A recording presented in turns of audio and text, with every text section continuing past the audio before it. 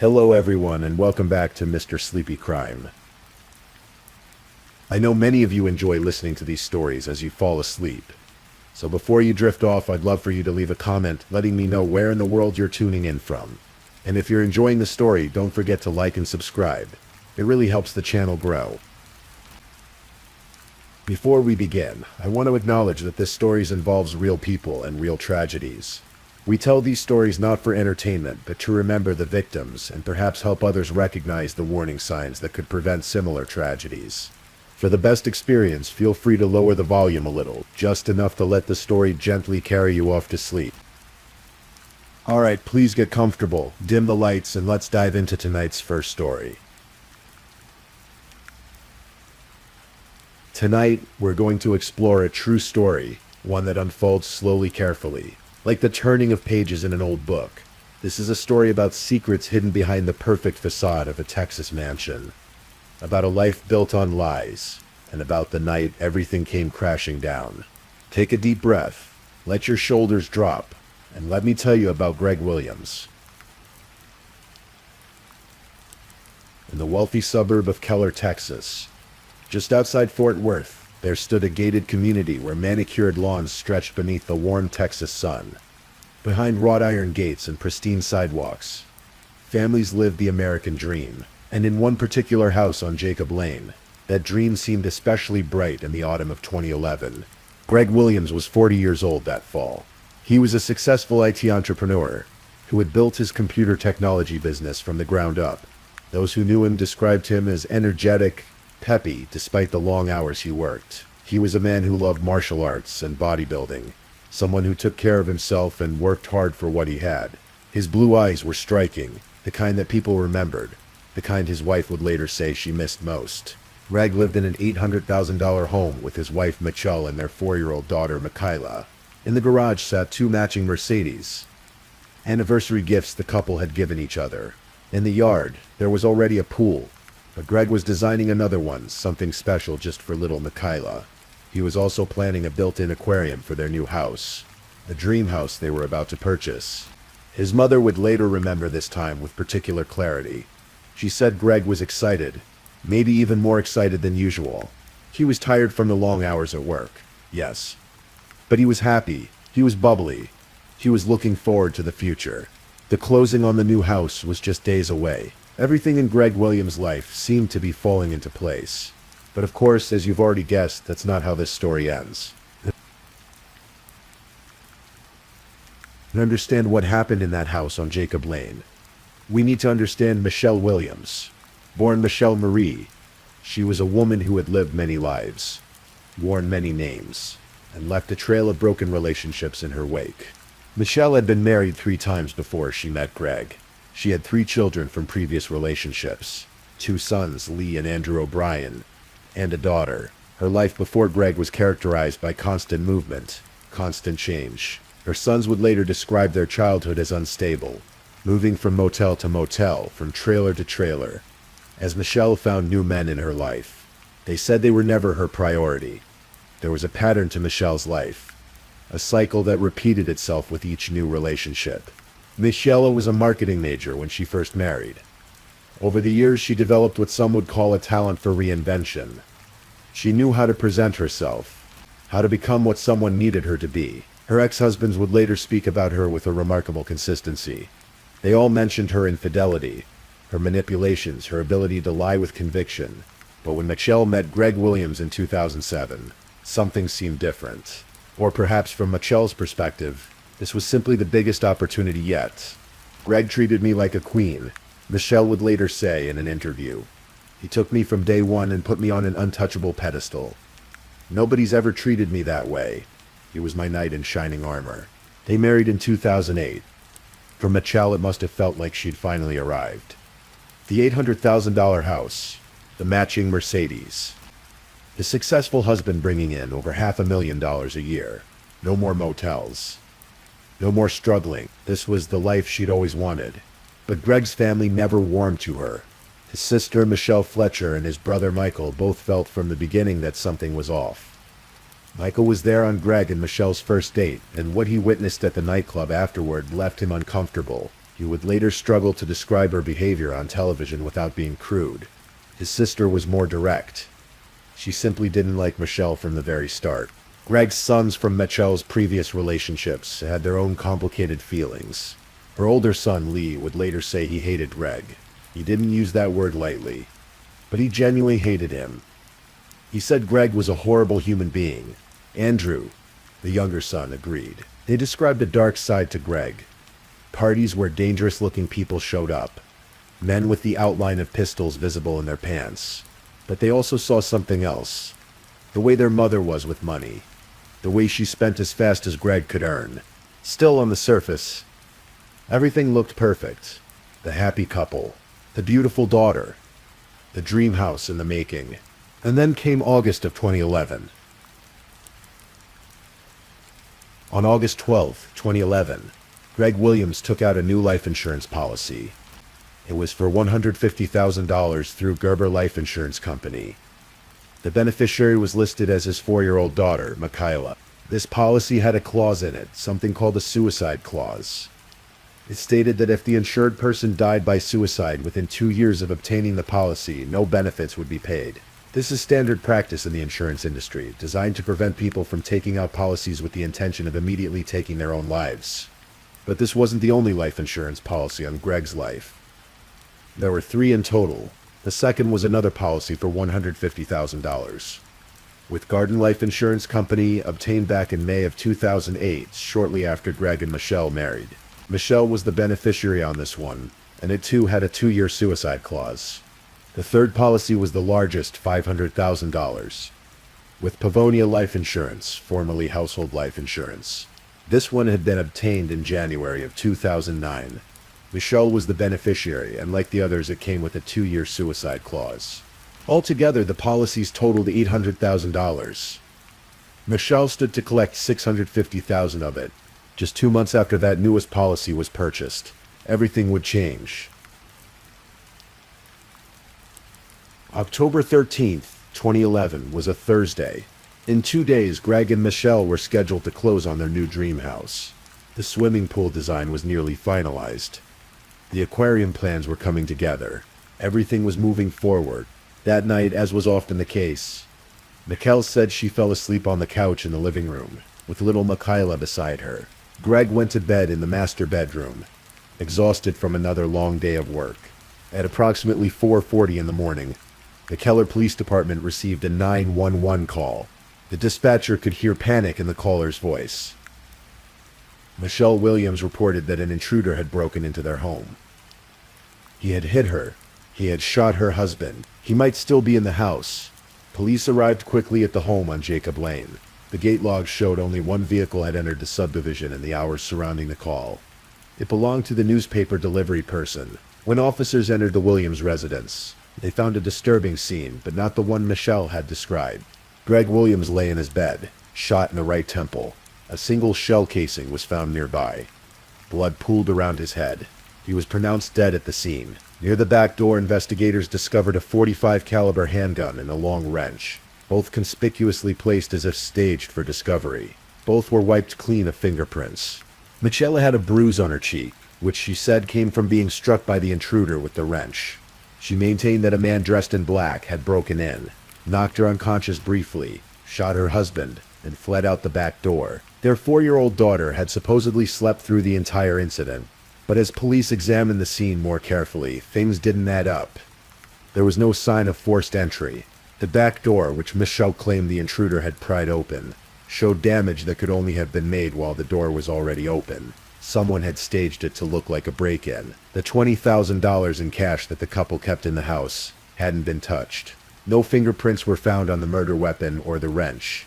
And perhaps most tellingly, a neighbor's security camera footage showed no unauthorized vehicles entering or leaving the gated community. Canine units from both Keller and nearby Bedford were brought in to search for any trace of an intruder. They found nothing. Officers went door to door through the neighborhood, asking if anyone had seen anything suspicious. No one had. Within hours, investigators knew they weren't looking for an intruder. They were looking at Michelle Williams. Sergeant John McGrew asked Michelle if she would accompany him to the Keller Police Department for an interview. She agreed, cooperative despite her injury and the ice pack pressed to her face. In the interrogation room, Michelle maintained her story about the intruder dressed in black, but Sergeant McGrew was patient. He pointed out the inconsistencies, the lack of forced entry, the pristine condition of the weapons, the missing intruder on the security footage, the untouched cash. He asked her what really happened. She insisted on the intruder. He asked her again. She repeated the same story. He asked her a third time, then a fourth, then a fifth. After hours in that room, after Sergeant McGrew had asked her for the eighth time what truly happened, Michelle's story finally changed. She now claimed that Greg had committed suicide. She said she'd found him dead, and in a panic, she'd staged the scene to make it look like an intruder had killed him. She said she did this to protect their daughter, so Michaela wouldn't have to grow up knowing her father had taken his own life. Michelle told the detectives exactly how she'd staged the crime scene. She said she'd wiped Greg's hand and the gun with disinfecting wipes, then flushed the wipes down the toilet. She'd scratched around the doorframe to simulate forced entry. She'd hit herself in the face with the wrench to create the bruise that would support her intruder story. She'd placed the gun and wrench by the back door to make them obvious, impossible to overlook. After 5 hours in the interrogation room, police released Michelle Williams. They had her changing stories on tape. They had a staged crime scene, but they needed more before they could make an arrest. Michelle went home to her sons, who had rushed to be with her in her supposed time of grief. In the days following Greg's death, Michelle's behavior struck many as unusual. Her son Andrew described her emotional state as a big roller coaster. Some days she would cry hard. Other days she would laugh. She told different people different stories about what had happened. She told her sons both the intruder story and the suicide story, going back and forth as if she couldn't decide which lies she wanted to believe more. A few days after the shooting, Michelle pulled Andrew aside. They'd been cleaning up the house together, trying to restore some normalcy, when she asked him to step outside. What she said next would eventually help convict her. Michelle asked Andrew to do something for her. She wanted him to call a friend. She wanted that friend to buy an extra-large sweater. She wanted the friend to wear garbage bags under the sweater so no DNA would transfer. Then she wanted them to go somewhere and fire a pistol while wearing the sweater, so gunshot residue would cover it. Finally, she wanted Andrew to break into Greg's ex-wife Kathy's car, plant the sweater under a seat, and call in an anonymous tip to police that Kathy had killed Greg.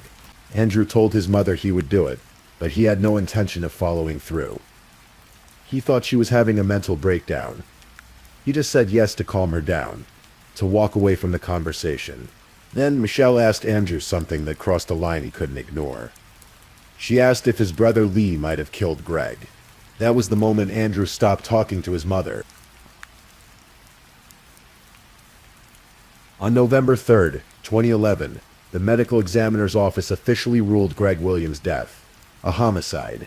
The autopsy showed that he'd been shot from a distance of 6 to 24 inches away. Forensic analysis revealed that Greg had been given a sedative before he was shot. This wasn't a suicide at all. The angle and distance of the shot made it impossible for Greg to have pulled the trigger himself. Meanwhile, investigators were discovering more about Michelle's activities after her husband's death. She was liquidating everything Greg had owned. She sold his IT company but continued cashing checks meant for the business. She tried to claim his massive life insurance policies, but was denied at the last moment when questions arose about his death. She announced she was dating someone new, a bodybuilder and personal trainer named Gene Wallace. Gene was 15 years her junior. More significantly, he was Lee's best friend, a frequent guest in Greg's home during his lifetime. Within months of Greg's death, Michelle and Gene had opened a fitness business together in Bedford. Michelle had also adopted a new name. She was now going by Shelley Williams, reinventing herself once again. The Fort Worth Star-Telegram featured Shelley and Gene in a promotional video for their fitness business, just 3 months after Michelle had been indicted for murder. The newspaper made no connection between accused murderer Michelle Williams and fitness instructor Shelley. According to court documents, Michelle also tampered with her ankle monitor while out on bond. She worked at a sports bar and then at what was euphemistically described as a gentleman's club. Data from her ankle monitor showed she never visited a doctor's office despite telling court officials she was pregnant. On January 9th, 2012, nearly 3 months after Greg's death. Michelle Williams was arrested and charged with murder. She also faced charges of making a false report to police and tampering with physical evidence. Her bail was set at $522,000, but was later reduced to $82,000. She bonded out after just 1 week. In July of 2012, a Tarrant County grand jury indicted Michelle on charges of murder and tampering with evidence in the shooting death of her husband. Lead prosecutor Jack Strickland had a problem. He believed absolutely that Michelle had murdered Greg, but his case had weaknesses. The Keller Police Department was relatively inexperienced with murder investigations, and they'd made mistakes at the crime scene. There was cross-contamination between the bedding and Greg's body. When Greg had been transported to the medical examiner's office, he'd simply been wrapped in the sheets from the bed. There was no DNA evidence linking Michelle to the murder. She'd cleaned it all up herself. Worried about these holes in his case, Strickland offered Michelle a plea bargain. Rather than face trial for murder, she could plead guilty to 2 lesser charges: tampering with evidence and deadly conduct, which Texas law defines as wielding a weapon irresponsibly. The deal would result in an 18-year sentence, with the possibility of parole after 6 years. In the summer of 2014, Michelle accepted the plea deal. She pleaded guilty to both charges. All that remained was the formal sentencing hearing. Then something unexpected happened. Before Judge Scott Wish could formally sentence her, Michelle Williams granted an interview to the CBS News program. 48 Hours, the show was doing a story on her case, and Michelle agreed to speak with correspondent Peter Van Sant from her jail cell. During that jailhouse interview, Michelle contradicted everything she'd agreed to in her plea deal. She told Van Sant she was innocent of all charges. She said she'd only taken the plea deal because she was hoping for a short sentence so she could be reunited with her daughter, Michaela. She said she was confident she'd make parole when first eligible. When Judge Wish learned about this interview and Michelle's claims of innocence, he was furious. The entire point of a plea deal is that the defendant accepts responsibility. Michelle had just announced to a national television audience that she'd done no such thing. In February of 2014, Judge Wish threw out the plea agreement entirely. The murder charge was reinstated. Michelle Williams would go to trial after all. The 48 Hours episode that had aired in April 2014 had just turned Michelle's life upside down, and perhaps in a way it had finally brought her to justice. In September of 2014, 3 years after Greg's death, Michelle Williams went on trial for murder. The jury would hear testimony from dozens of witnesses about her character, her lies, her manipulations, and the evidence against her. The prosecution's first witness was Andrew O'Brien, Michelle's younger son. He told the court about his mother's request that he frame Greg's ex-wife for murder. He described the elaborate scheme with the sweater, the garbage bags, the planted evidence. He told them how she'd asked if his brother Lee might have killed Greg. The courtroom sat in stunned silence. Andrew also revealed something else. 2 days before Greg died, Michelle's nephews Trace and Tyler recalled that Michelle had joked about killing Greg and moving to Mexico with his insurance money. 48 hours later, Greg was dead. The prosecution laid out their theory. Michelle had married Greg for his money. She'd spent extravagantly faster than even Greg's successful business could sustain. She'd taken out life insurance policies on him, with herself as the primary beneficiary. When she'd purchased that final policy in August 2011, she'd started planning. The prosecution pointed out that Michelle had purchased a magazine called Paladin Press while living in Colorado with Greg. This publication detailed assassination techniques, how to change identities, killing methods, and information about poisons. They argued this showed premeditation. They explained how Michelle had administered a sedative to Greg, waited until he was unconscious in bed, then shot him in the temple from close range. She'd staged the crime scene to look like a burglary. She'd wiped away evidence. She'd rehearsed her story about the intruder in black. The defense attorneys tried to convince the jury that Greg had actually committed suicide and that Michelle had simply panicked and covered it up. They pointed out that Greg was bringing in over $800,000 in 2011. Why would Michelle kill him when he was earning more than double what the insurance payout would be? They criticized the physical evidence and the handling of the investigation. They argued that it was possible for Greg to have shot himself from that angle. They said their client was no career criminal, that this wasn't something she'd had time to think about. that she'd simply panicked. But the prosecution had one more piece of evidence to present: the 48 Hours episode itself. They played excerpts for the jury, showing Michelle's own words contradicting her guilty plea, watching her tell the world she was innocent while her sons and Greg's family suffered. Michelle Williams never took the stand to explain her many changing stories. Without her testimony, the defense faced an uphill battle. After 7 hours of deliberation, on September 29, 2014, the jury reached their verdict: guilty of murder, guilty of tampering with a firearm. The sentencing phase brought even more revelations about Michelle's behavior. Prosecutors called witnesses to discuss her conduct while out on bond. She'd faked a pregnancy, claiming she was expecting twins with Gene Wallace, possibly to delay proceedings. When Judge Wish learned she'd lied about the pregnancy, he'd hauled her back to court. She'd tampered with her GPS monitor. She'd taken a secret beach vacation with her boyfriend while supposedly grieving and awaiting trial. The jury deliberated for about 2 hours on her sentence. On September 30th, 2014, they handed down their decision: 60 years in prison for murder, 10 years for tampering with a firearm. To be served concurrently, Michelle would have to serve a minimum of 30 years before being eligible for parole. She would be 75 years old. The judge noted the irony. The plea deal Michelle had rejected would have given her just 18 years, with possible parole after 6.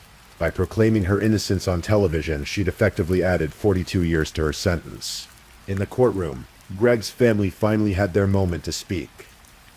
His mother, Betty, addressed Michelle directly through tears. "Greg loved and trusted you with his business and his life," she said. "Now Greg is gone and he'll never see his daughters grow up." Michelle's own sons had testified against her.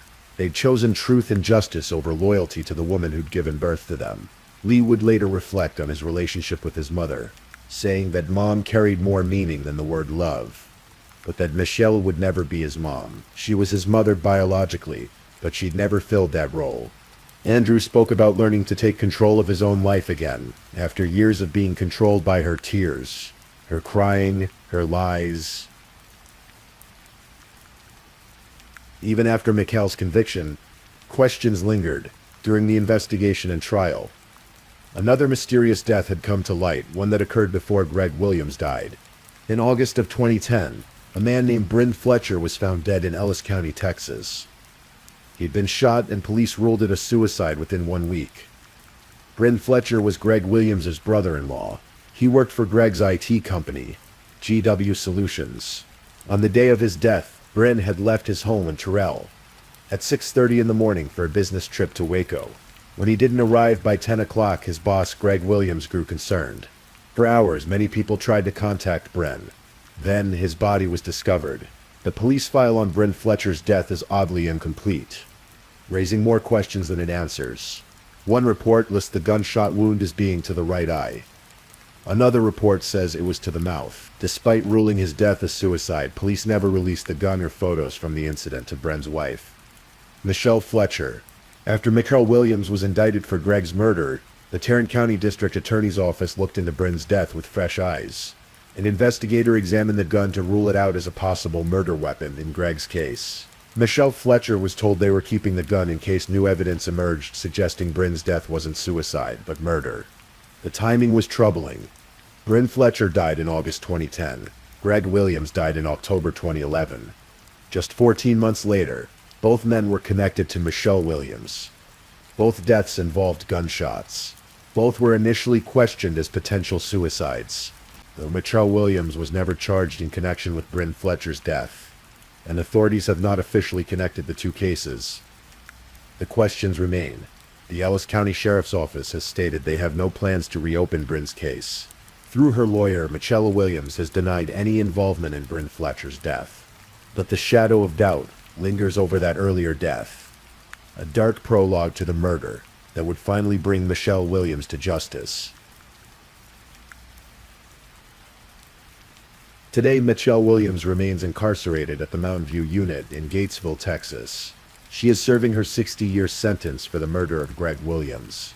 In 30 years, when she becomes eligible for parole, she will be 75 years old. Given the nature of her crime and her behavior throughout the investigation and trial, parole is far from guaranteed. Her daughter, Michaela, who was 4 years old when her father was murdered, is now a teenager. She lost her father to violence and her mother to prison. The swimming pool Greg was designing for her was never built. The aquarium never installed. The new dream house never became their home. Greg's family continues to advocate against Michelle's eventual parole. They maintain a presence in parole opposition groups, determined that Greg's killer will serve significant time for taking his life. His mother, his siblings, his daughters from a previous marriage. They all carry the weight of his absence. Lee and Andrew O'Brien have worked to rebuild their lives apart from their mother's influence. They've spoken publicly about their experiences, about the manipulation and lies that characterized their childhood, about the difficult decision to testify against her. They've had to reconcile the fact that the woman who gave them life also took the life of their stepfather, a man they didn't like but who didn't deserve to die. Gene Wallace, the much younger boyfriend who opened a fitness business with Michelle while she was out on bond, has disappeared from public view. His relationship with Lee O'Brien, once his best friend, was irreparably damaged. The house on Jacob Lane in Keller's Twin Lakes subdivision eventually sold. A new family lives there now, perhaps unaware of the violence that occurred within those walls. Of the man who was shot as he slept. Of the wife who staged a crime scene and called 911 with manufactured panic in her voice.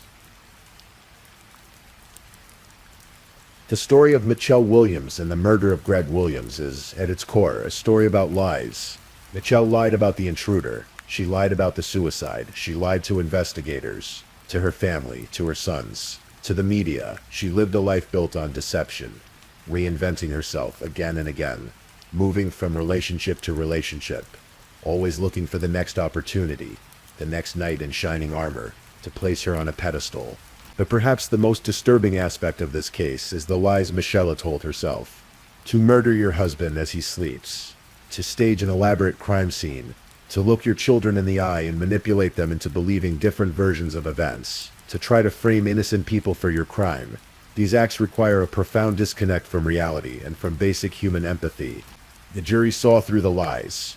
The evidence spoke clearly despite Michelle's attempts to erase it, and in the end justice was served. Not because of perfect police work or flawless prosecution, but because Michelle herself couldn't maintain the facade. She told too many stories, she changed her narrative too many times. And when given the gift of a plea deal that would have significantly reduced her sentence, she couldn't help but go on national television and claim innocence, sabotaging her own agreement in a final act of self-destructive narcissism. Let's return for a moment to that house on Jacob Lane. It's the early morning hours of October 13th, 2011. The sun hasn't yet risen over the wealthy suburb of Keller. The streets are quiet. The gated community sleeps. In the master bedroom, Greg Williams lies in bed, exhausted from another long day building his business, dreaming perhaps of the new house, the pool for his daughter, the bright future just days away. He doesn't know that his wife has given him something to make him sleep more deeply. He doesn't know that she's standing over him with his own gun in her hand. He doesn't wake when she pulls the trigger. In the living room, 4-year-old Michaela sleeps on the couch, unaware that her world is about to shatter. The loud noise that will supposedly wake her mother doesn't disturb her at all. Helen moves through the house with purpose now. She wipes down the gun, careful to remove any fingerprints. She places it by the back door, along with the wrench. She scratches at the doorframe, creating the illusion of forced entry. She hits herself in the face with the wrench, hard enough to leave a bruise. Evidence of her story. She flushes the cleaning wipes down the toilet. Then she calls 911, and the lies begin. But in that moment, before the sirens, before the interrogation, before the trial, and the verdict in the prison cell, there is just silence. The silence of the house where a man has been murdered. The silence that stretches between the truth and the lie. The silence that Michelle Williams would spend the next 3 years trying to fill with different stories, different versions of events, until finally, inevitably, the silence gave way to justice. As you drift off to sleep tonight, remember that truth has a weight to it. Lies can be elaborate. They can be convincing. They can be maintained for days or months or even years. But they're weightless. and eventually they float away, revealing what was always underneath. The simple, heavy truth. Greg Williams was murdered by his wife as he slept in his bed. She cleaned up the evidence. She staged the scene. She lied to everyone. But in the end, the truth was heavier than all her lies combined. And now, as you close your eyes, let the weight of this story settle over you like a blanket. Let the truth of it, the finality of justice, bring you peace. The mystery is solved. The killer is caught. The story is told. If this is your first time listening to one of our true crime stories, welcome to Mr. Sleepy Crime, where we explore these cases in a calm and respectful way. I also want to take a moment to appreciate my amazing subscribers who've been rocking with me. Thank you so much for your continued support. If you're still awake and listening, don't forget to drop a comment. Let me know where you're tuning in from and the current time in your corner of the world. Or just say something to let me know you're still here. And if you haven't already, be sure to like this video and subscribe so you don't miss our next true crime stories for sleep. Now let's move on to our second story.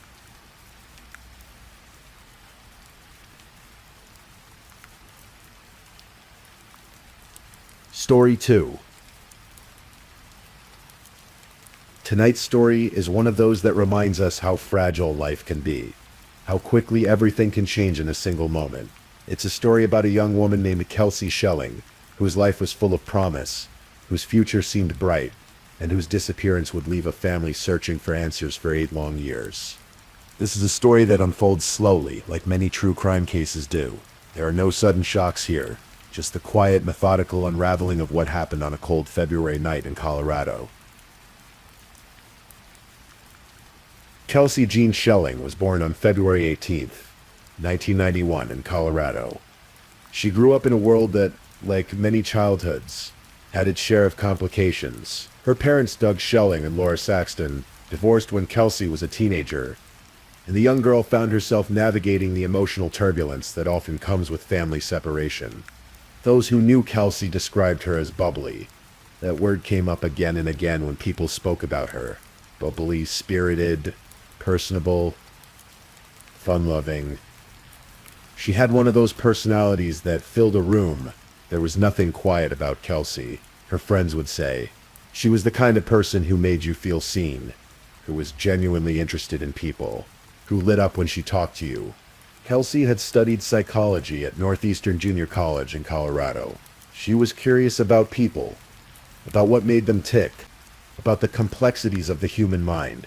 Perhaps this stemmed from her own struggles, because beneath that bubbly exterior, Kelsey had wrestled with darkness.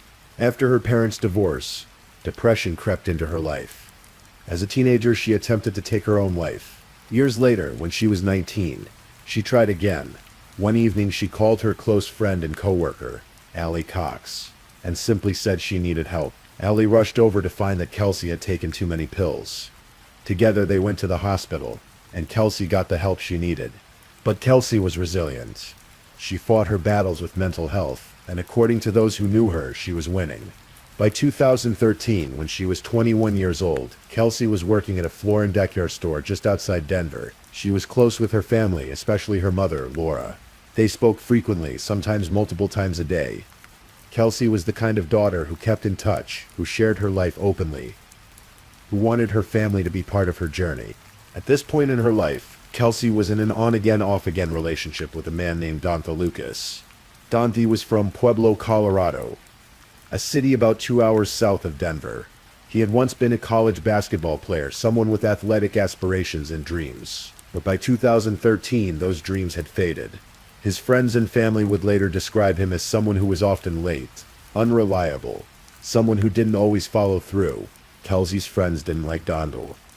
They told investigators that the relationship was toxic, tumultuous, filled with highs and lows. They said Dante was degrading to Kelsey, that he used her for money, for her apartment, for her car. Some friends reported that Dante had been physically abusive, that he'd pushed Kelsey when he was angry. One friend recalled that Kelsey had once called out of work because she had bruises on her neck. She claimed at the time that her father had caused them, but investigators would later determine her father had been hours away when the incident allegedly occurred. The question remained, who had hurt Kelsey? But despite all of this, despite the warnings from friends, despite the red flags, Kelsey loved Dante. She loved him unconditionally. She confided in her friends that Dante didn't feel the same way about her, that his feelings were inconsistent, that he could be cold, but she held on to hope that things would change, that love would be enough. On February 4th, 2013, Kelsey's life took a significant turn. That morning she had an appointment with an obstetrician. She was 8 weeks pregnant. The pregnancy had been unexpected. Kelsey wasn't sure how Donnie would react. But as she sat in that doctor's office and saw the ultrasound image for the first time, something shifted inside her. She felt joy. She felt hope. She wanted this baby. She wanted to be a mother. After the appointment, Kelsey called her mother, Laura, as she was driving back to work. Her voice was a mix of nervousness and excitement. She told Laura about the pregnancy. Laura, though initially shocked, remained calm. She listened. And then she told her daughter something that would echo in her mind for years to come. She said, "I will support you any way I can. The whole family will support you. It's going to be okay." Kelsey seemed relieved. She told her mother that she was excited about the baby, that she wanted to keep it. Laura asked about Donnie and Kelsey's tone changed. She said she didn't think Donnie wanted to be with her, that she wasn't sure how he would react to the news. But Laura reassured her daughter. They would figure it out together. After hanging up with her mother, Kelsey sent text messages to other family members. She sent the ultrasound photo to her father Doug, to her brother, and to friends. She even sent it to Dante. Then she went to her shift at Floor and Decor, where she worked from 1 in the afternoon until just before 10 o'clock that night. Throughout that day, text messages flew back and forth between Kelsey and Dante. The messages told a story of manipulation, of someone slowly reeling another person in. Dante had actually started texting Kelsey the day before, on February 3rd, asking her to come to Pueblo. He told her he wanted to take her on a short road trip, just a couple of hours. He said he had a surprise for her. "Just wait and see for yourself," he wrote. "You probably wouldn't believe me if I told you anyway, so you can see for yourself." Kelsey was hesitant. She told him she had a doctor's appointment the next day. She was tired. She had work. But Donnie persisted. On February 4th, after she sent him the ultrasound photo, the messages continued. He pressed her to come to Pueblo. He told her the surprise was waiting. Kelsey's friends would later say that the text messages from Donnie that day seemed calculated. He knew what to say to get her to drive down. He played on her emotions, on her hope that maybe he would step up, that maybe he would want to be part of this baby's life. That evening, after Kelsey clocked out of work at 9:54 p.m., she made a decision. She would drive to Pueblo. She would see what Donnie's surprise was. Maybe it would be good news. Maybe he wanted to talk about their future. She grabbed a Victoria's Secret bag and packed a day's worth of clothing and personal items.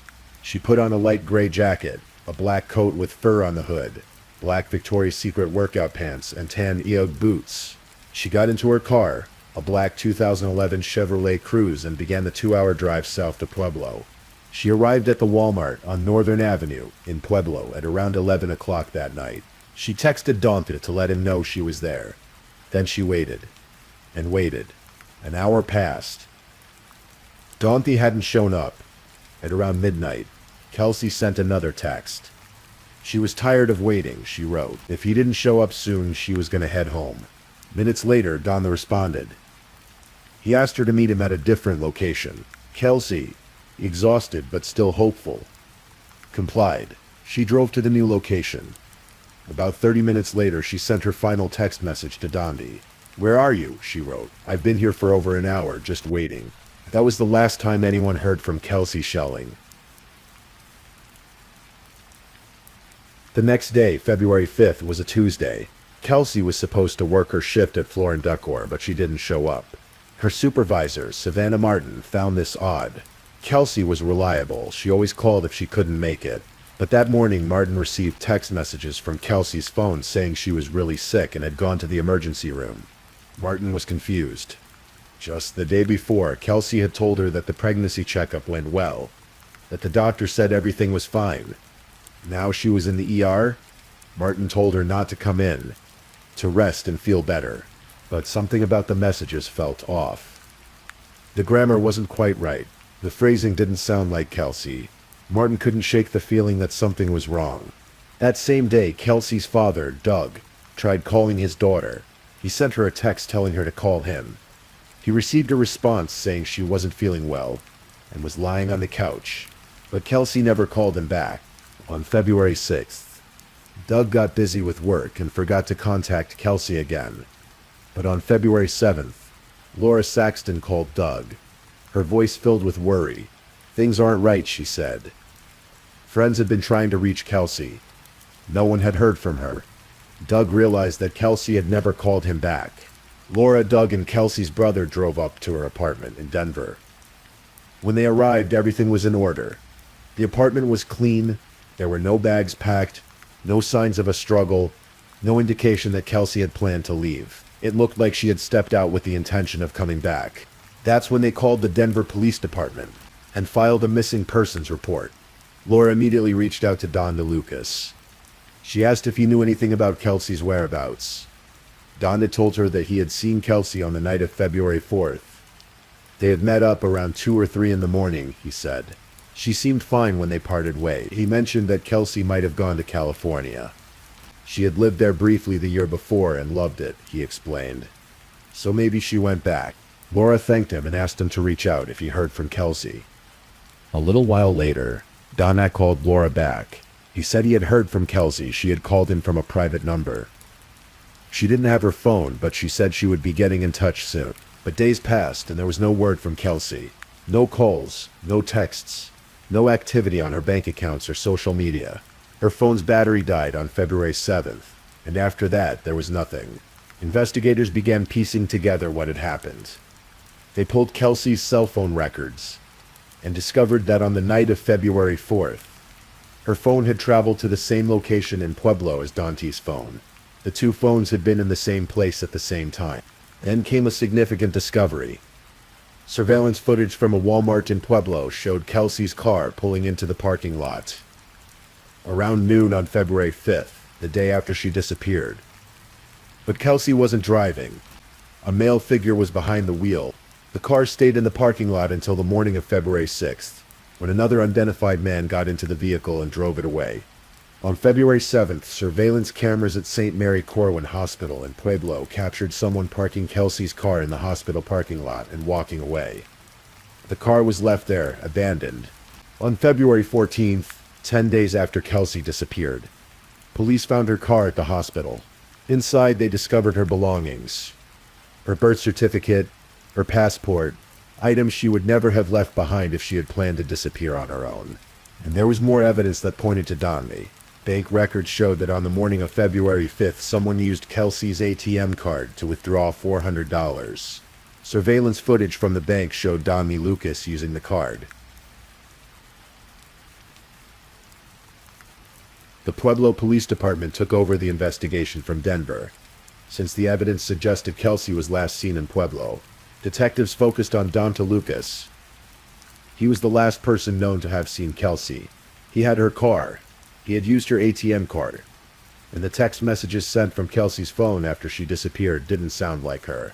In the days following Kelsey's disappearance, someone continued to send messages from her phone. They told friends and family that she was sick, that she was fine, that she just needed time. But those who knew Kelsey said the messages didn't match her voice, her style, her way of speaking. On February 12th, 8 days after Kelsey vanished, Pueblo police interviewed Dante Lucas for the first time. He admitted to seeing Kelsey on the night of February 4th. He said they met up around 2 or 3 in the morning, talked for a bit, and then she left. He claimed he didn't know where she went after that. Detectives asked him about the ATM withdrawal. Dante said he couldn't remember or that he was under the influence of drugs and alcohol that night. He denied having anything to do with Kelsey's disappearance. But investigators didn't believe him. The evidence was mounting. Cell phone records showed that both Dante's and Kelsey's phones had pinged off a tower near Beulah, a rural area outside Pueblo, on the night she disappeared. Later, investigators would speculate that this might have been where Dante disposed of Kelsey's body. Still, without a body, without physical evidence of a crime, the case stalled. For years, it remained classified as a missing persons case. Kelsey's family never stopped searching.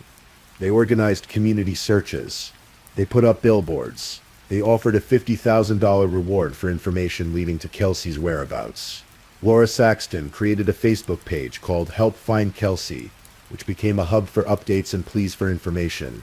In 2015, frustrated by the lack of progress, Kelsey's parents filed a lawsuit against the Pueblo Police Department and the Lucas family. They alleged that the investigation had been mishandled, that police had obstructed the case. The lawsuit was ultimately dismissed, but it put pressure on law enforcement to take another look at the case. In 2017, the Colorado Bureau of Investigation decided to take a fresh look at the Kelsey Schelling case. They reviewed all the evidence, conducted new interviews, and followed up on leads. And as they dug deeper, everything kept pointing back to Donna Lucas. In November 2017, Dantas was arrested on unrelated aggravated robbery charges. While he was in custody, investigators continued to build their case. Then in December 2017, nearly 5 years after Kelsey disappeared, Danta Lucas was charged with first-degree murder. The news was a bittersweet moment for Kelsey's family. Laura Saxton said she was grateful that the district attorney saw this as first-degree premeditated murder. But it wasn't Kelsey. It wasn't her daughter coming home.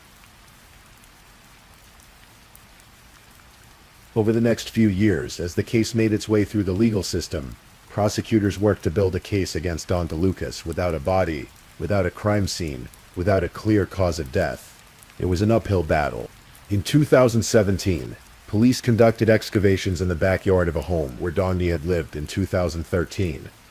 They dug for 2 days, searching for any sign of Kelsey.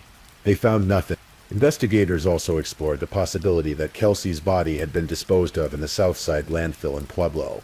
A retired police officer from Texas, Lee Reed, who specialized in landfill searches, was brought in to assess the situation, but without being able to trace a specific trash truck to the incident. Reed said he wouldn't have been able to accurately search the landfill. Decomposition doesn't occur in landfills, he explained, which meant that if Kelsey's body was there, it might still be preserved, but finding it would be nearly impossible without more information. The case rested on circumstantial evidence, cell phone records, surveillance footage, text messages, witness testimony. Investigators believed that Donson had strangled Kelsey after luring her to Pueblo. The theory was that he didn't want the baby, didn't want the responsibility, and saw Kelsey's pregnancy as a threat to his freedom. The lack of a murder weapon supported the strangulation theory, but there were complications. During the investigation, a woman named Roxanne Martinez came forward. She told police that Donnie had confessed to her that he killed Kelsey. Martinez was prepared to testify for the prosecution, to tell the jury what Donnie had told her.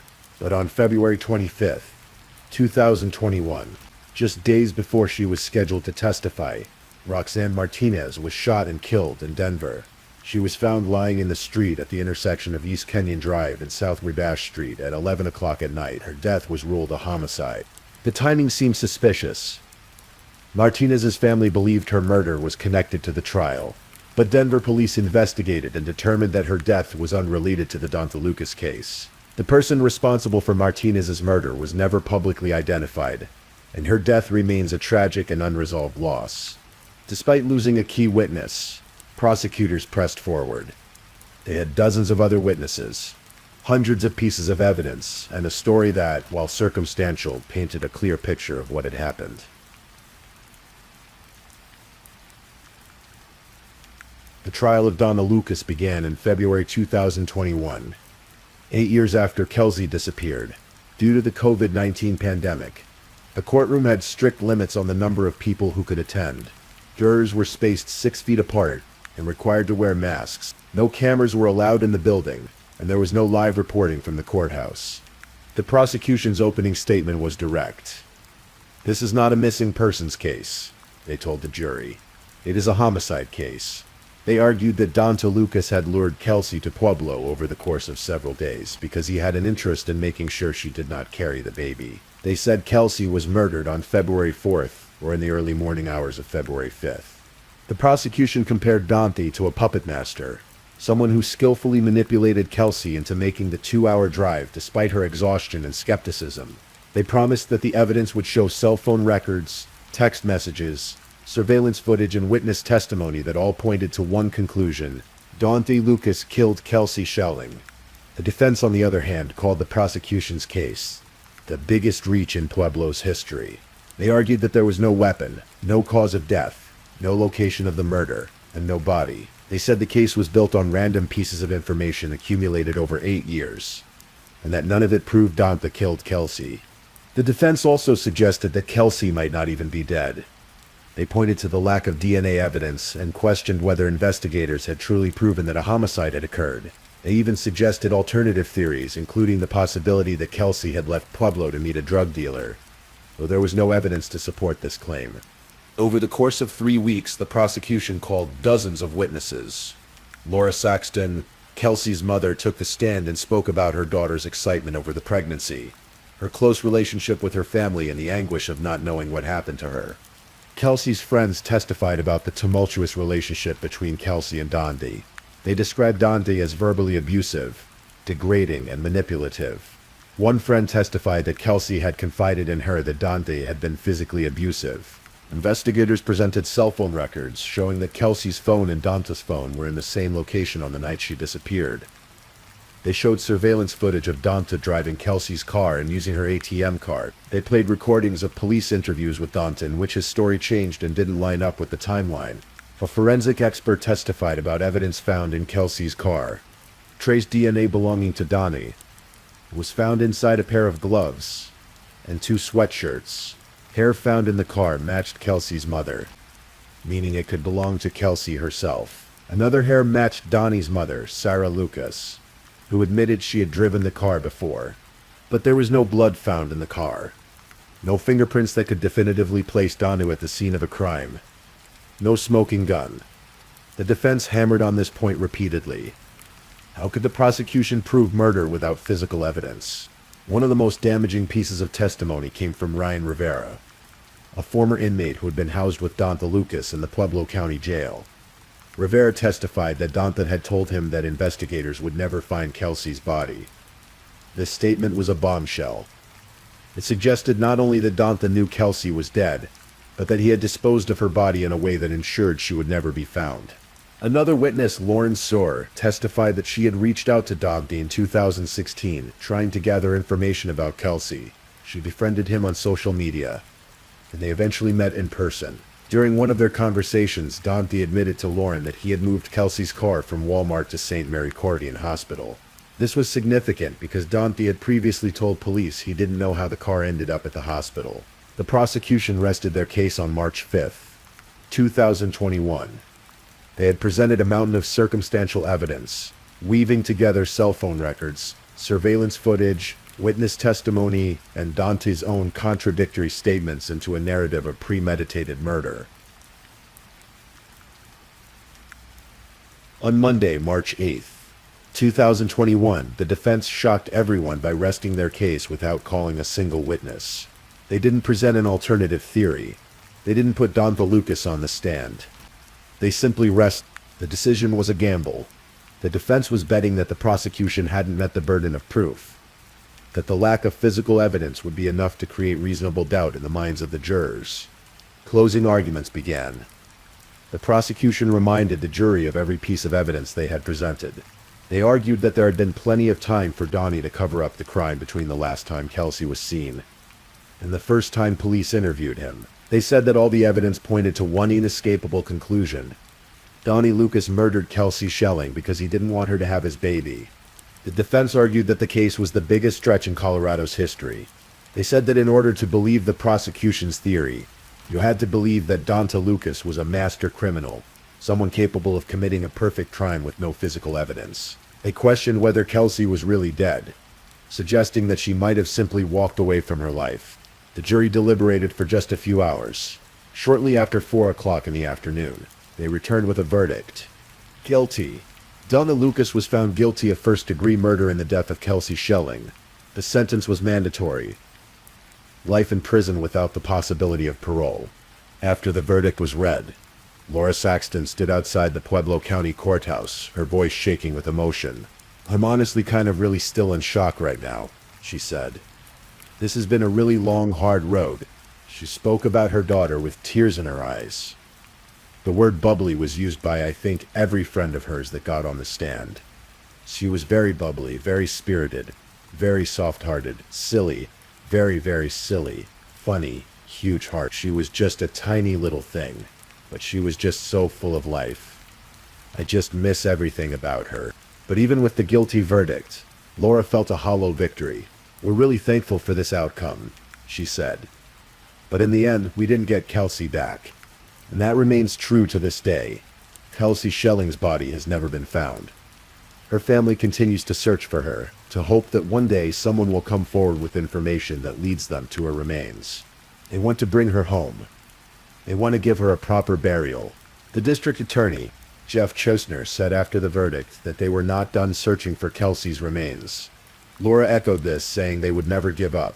In February 2024, Don DeLucas appealed his conviction.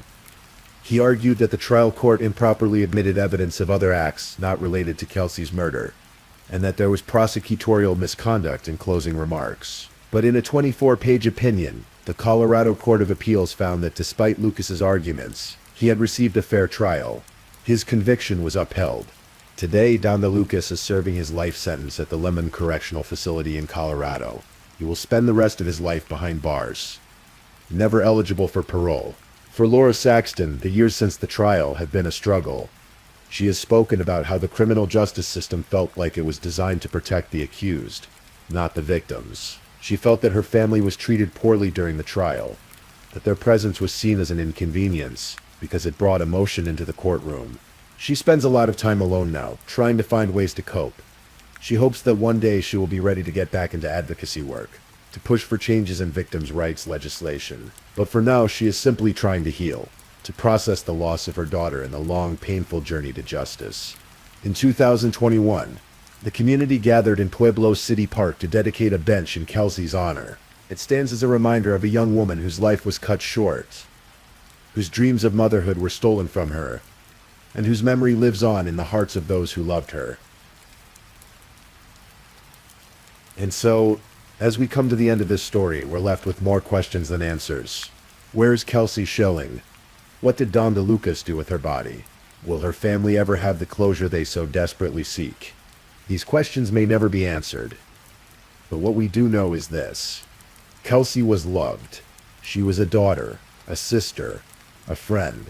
She was bubbly and spirited and full of life. She wanted to be a mother. She wanted a future. And though her future was taken from her, her memory endures. Justice was served, even if it took 8 long years. Don DeLucas will spend the rest of his life in prison, paying for what he did. Kelsey's family continues to search for her. They ask that anyone with information, no matter how small, come forward. If you're out hiking in the Colorado wilderness, if you're exploring abandoned areas, if you see something that doesn't seem right, please report it. Because somewhere out there, Kelsey is waiting to be brought home. Rest now. Think of Kelsey, and think of her family who never gave up.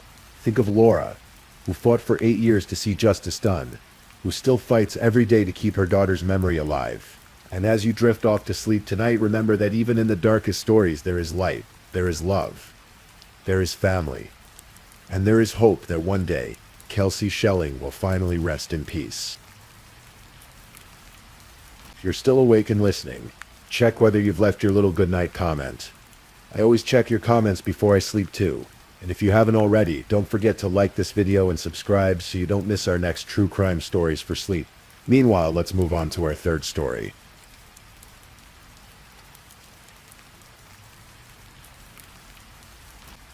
Story 3. Tonight, let me share with you a story of love, obsession, and the darkest corners of the human heart. This is the story of Patrick de la Cerda, a young man whose dreams of forever were stolen in a single morning. So let me walk you through the quiet tragedy that unfolded in the Sunshine State of Florida. The year was 2017. The month was June. In the digital age, love stories often begin with a simple swipe, a click, a message sent into the void, hoping for connection. For 25-year-old Patrick de la Cerda and 29-year-old Jessica Devnani, their story began on a dating app called Plenty of Fish. Patrick was everything you'd imagine when you think of youth and promise. Born on the 4th of June, 1992 in Miami, Florida, he had grown into a handsome young man with dark hair and warm eyes that spoke of dreams yet to be fulfilled. His mother, Patricia Ronze, who had come from France, remembered how her son would light up when he spoke of the future. He wanted children. He wanted a family. He was, as his mother would say, an absolute romantic. Jessica was a bank teller in Orlando, steady and hardworking. When she met Patrick, she had recently emerged from the shadow of a difficult relationship. 8 long years with a man who had left scars. She was only beginning to understand. But Patrick was different. He was genuine, uncomplicated, full of life. Their connection was immediate, electric, undeniable. Within months, they were inseparable, traveling together, exploring new places, building the foundation of what they both believed would be a forever kind of love. By December of that year, just 6 months after they'd met, Patrick knew what he wanted. He proposed to Jessica, and she said yes. In that moment, Patrick gave her a temporary ring, a promise that something more beautiful was coming. He had already begun designing a custom engagement ring, something special, something worthy of the woman he intended to spend his life beside. Patrick's father, Max de Lacerda, watched his son fall in love and recognized something genuine. He could see it in Patrick's eyes, in the way he spoke Jessica's name. And Patricia, calling from France, heard it in her son's voice over the phone when he told her, "Mom, this one is the one." The future stretched before them like an open road. They spoke of weddings, perhaps in West Palm Beach, perhaps in France where Patrick's mother lived. They spoke of children and growing old together. They spoke of all the beautiful, ordinary things that make up a life share. But there was someone else watching their happiness unfold. Someone who could not let go.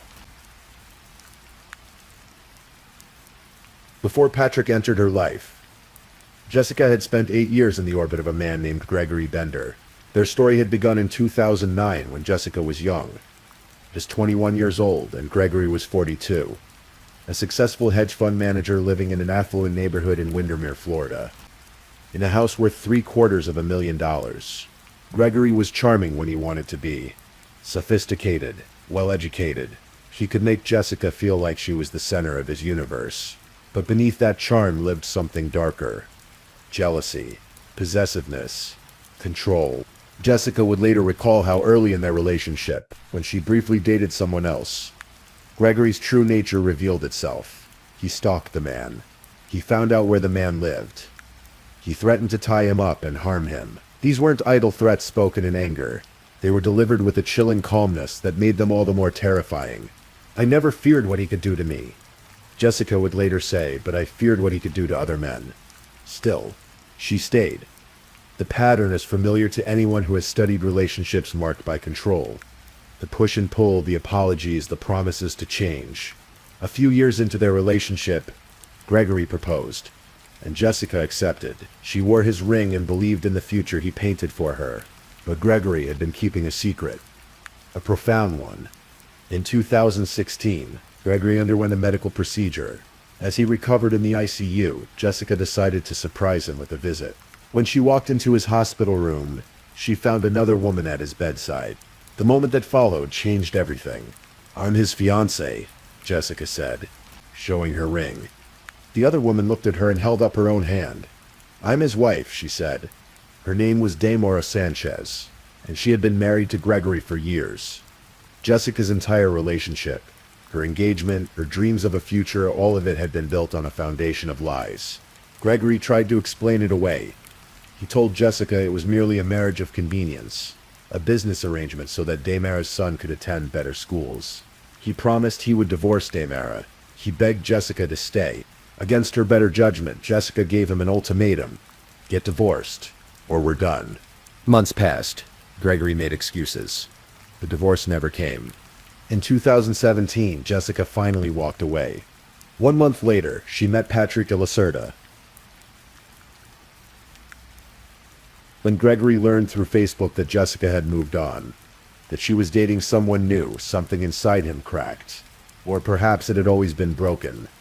And now the mask simply fell away. He began messaging Patrick directly on Facebook. Messages were clear, threatening, designed to intimidate. He told Patrick he knew where he lived. He said he would harm them both. On voicemails left for Jessica, his voice carried a sinister certainty. I'm giving instructions, and I'm going to have my plan put into action.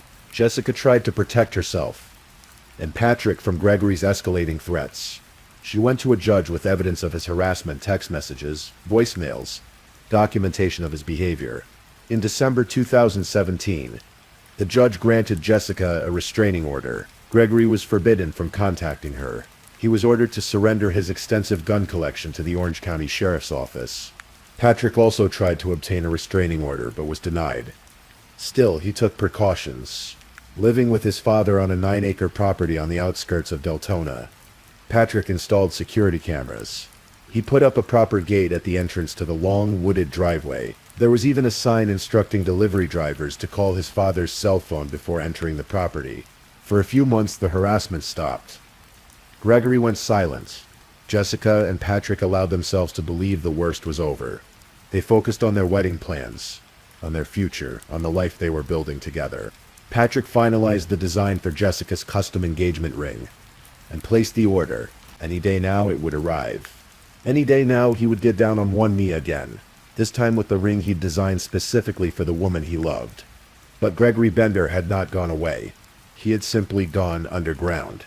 Because what Jessica and Patrick didn't know, what no one knew yet, was that Gregory had been planning something far more permanent than harassment. He had been planning murder.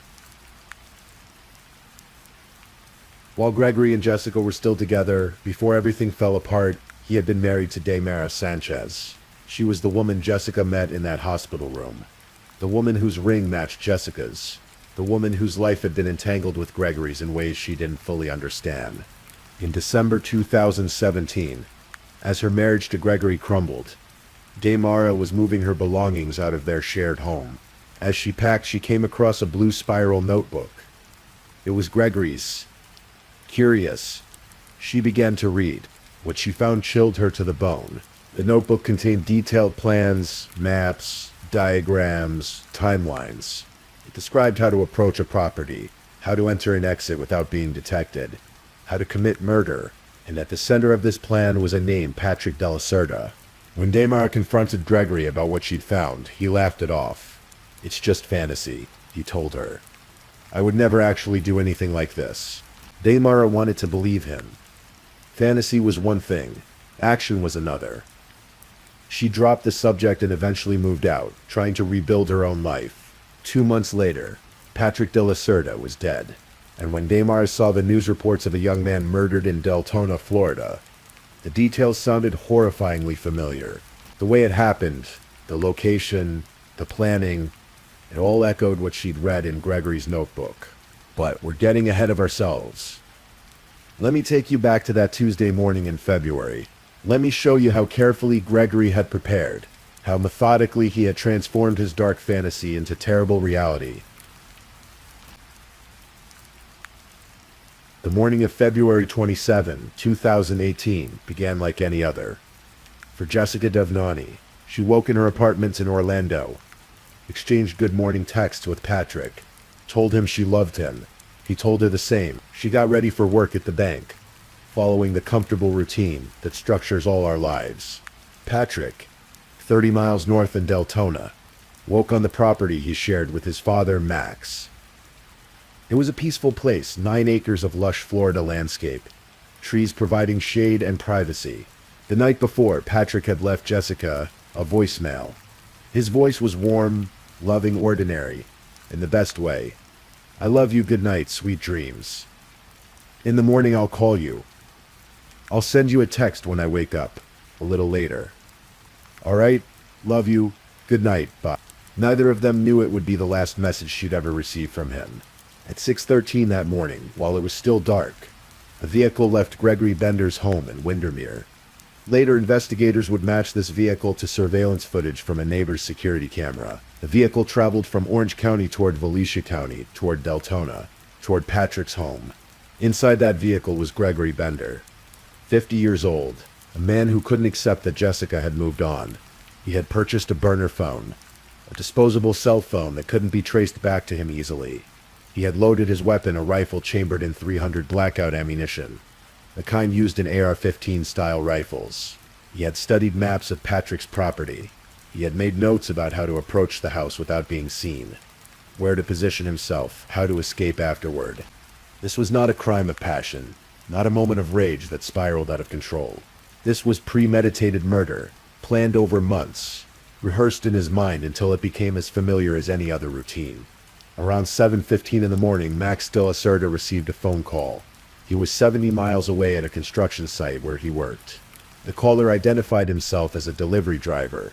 There was a package for Patrick, the man said. Could Max help arrange the delivery? Max tried calling his son but got no answer. He tried texting, still nothing. This wasn't entirely unusual.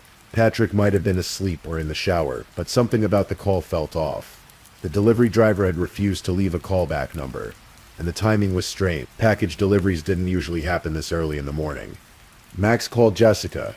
She was at work by now, and when Max told her he couldn't reach Patrick, that same unease settled over her. She tried calling Patrick herself. Her calls went to voicemail, and then her phone rang. The caller ID showed Gregory Bender's number. Jessica's blood ran cold. She hadn't heard from Gregory in months. Not since the restraining order had been issued. And now, on a random Tuesday morning, he was calling her twice. She didn't answer. She couldn't. Every instinct told her something was wrong. She left work immediately, getting into her car and driving as fast as she could toward Deltona, toward Patrick's house, toward the man she loved. As she drove, her mind raced through possibilities, each one worse than the last.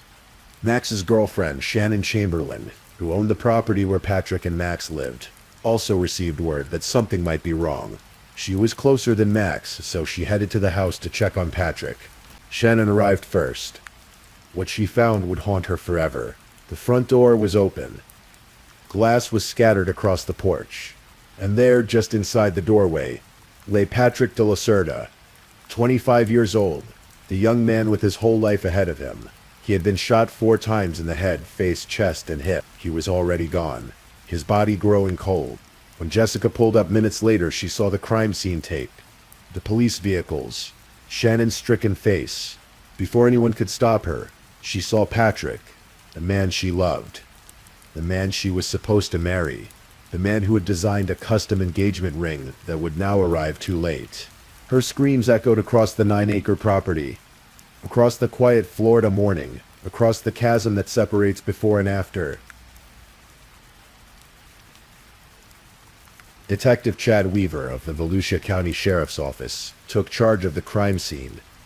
The property was vast, the location rural, and the killer could still be nearby.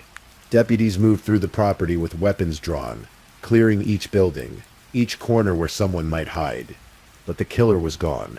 As Weaver surveyed the scene, certain details began to tell a story. Patrick had been shot as he came to his front door ambushed. The killer had been lying in wait, positioned where he could shoot without being seen until it was too late. 4 shots, 4 hits. This was someone who knew what they were doing. Shell casings were recovered from the scene. The ammunition was .300 blackout, powerful, accurate. Used in tactical rifles, not the kind of thing you'd find in your average home. This suggested someone with weapons knowledge, someone comfortable with firearms. The surveillance DVR was missing. The killer had taken it, along with Patrick's computer. He didn't want to be identified. He had thought about evidence, about what could tie him to this scene. As Weaver interviewed Jessica and Max at the sheriff's office, a picture began to emerge. Patrick had one known enemy, a neighbor with whom he'd had a dispute months earlier, an incident that had even involved shots fired. But when Weaver checked, he found the neighbor had an airtight alibi. He was in jail when Patrick was killed. Then Jessica told Weaver about Gregory Bender. She explained their history, the 8 years she'd spent with him, the jealousy, the possessiveness, the threats. She showed Weaver the restraining order. She played voicemails where Gregory's voice dripped with barely concealed malice. And she told him about the phone calls that morning, 2 of them from Gregory breaking his silence for the first time in months, right around the time Patrick was murdered. Weaver knew immediately he had his prime suspect. But knowing and proving are 2 different things, and at this point there was no physical evidence linking Gregory Bender to the murder scene. That evening, police arrested Gregory Bender, but not for murder. They arrested him for violating the restraining order by calling Jessica. It was a minor charge, but it bought them time. As Gregory sat in the Orange County Jail, Detective Weaver received a phone call that would break the case wide open. Damara Sanchez watched the news coverage of Patrick de la Cerda's murder, and her heart sank. She knew. Somehow, deep in her bones, she knew. The details matched too closely to what she'd read in Gregory's notebook months earlier. The location, the planning, the execution. It was exactly the kind of methodical approach Gregory would take. The fantasy he'd dismissed so casually had become horrible reality. Damara contacted Detective Weaver through her attorney. She was nervous, frightened even, when they met in a secluded parking lot on February 28, the day after Patrick's murder. But she was also determined to tell the truth. She described the blue spiral notebook she'd found. She described the maps of Patrick's property, the notes about how to approach the house, how to escape without detection, how to eliminate evidence. She described confronting Gregory about it and his casual dismissal. It's just fantasy. Weaver listened, his pulse quickening. This was exactly the probable cause he needed to search Gregory Bender's home. The search warrant was executed that same day, February 28. Weaver and his team entered the 5-bedroom house in Windermere, not knowing exactly what they'd find, hoping for something, anything that would tie Gregory to Patrick's murder. What they found exceeded their wildest expectations. In Gregory's home office, sitting at the top of a trash bin, not buried deep, not burned, not destroyed, but simply crumpled up and tossed aside, were several pieces of paper covered in handwriting. Gregory's handwriting. Detective Weaver stood there staring into that trash can, barely able to believe what he was seeing. "I was in shock," he would later recall. "There's no way we just found this murder plan." But they had. The papers contained everything. Patrick's address, detailed sketches of his property, notes on his routine, diagrams of the house layout, information about Patrick's pet, instructions on how to enter and exit without being detected, reminders to dispose of clothes, gloves, plates, tracking devices, everything except the one thing Gregory had forgotten: the plan itself. He had accounted for nearly every piece of evidence, every way he might be caught, but in that final cleanup, he had failed to destroy the very document that would convict him.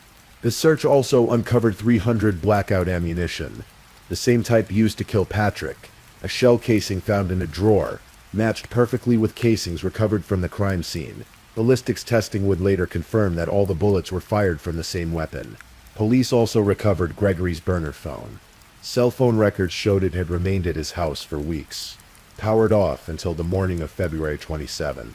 That morning it traveled from Windermere to Deltona, placing Gregory at the scene of Patrick's murder. The burner phone had made exactly 2 calls, one to Gregory's personal phone and one to Max de la Cerda, the fake delivery driver call that lured Patrick to his front door.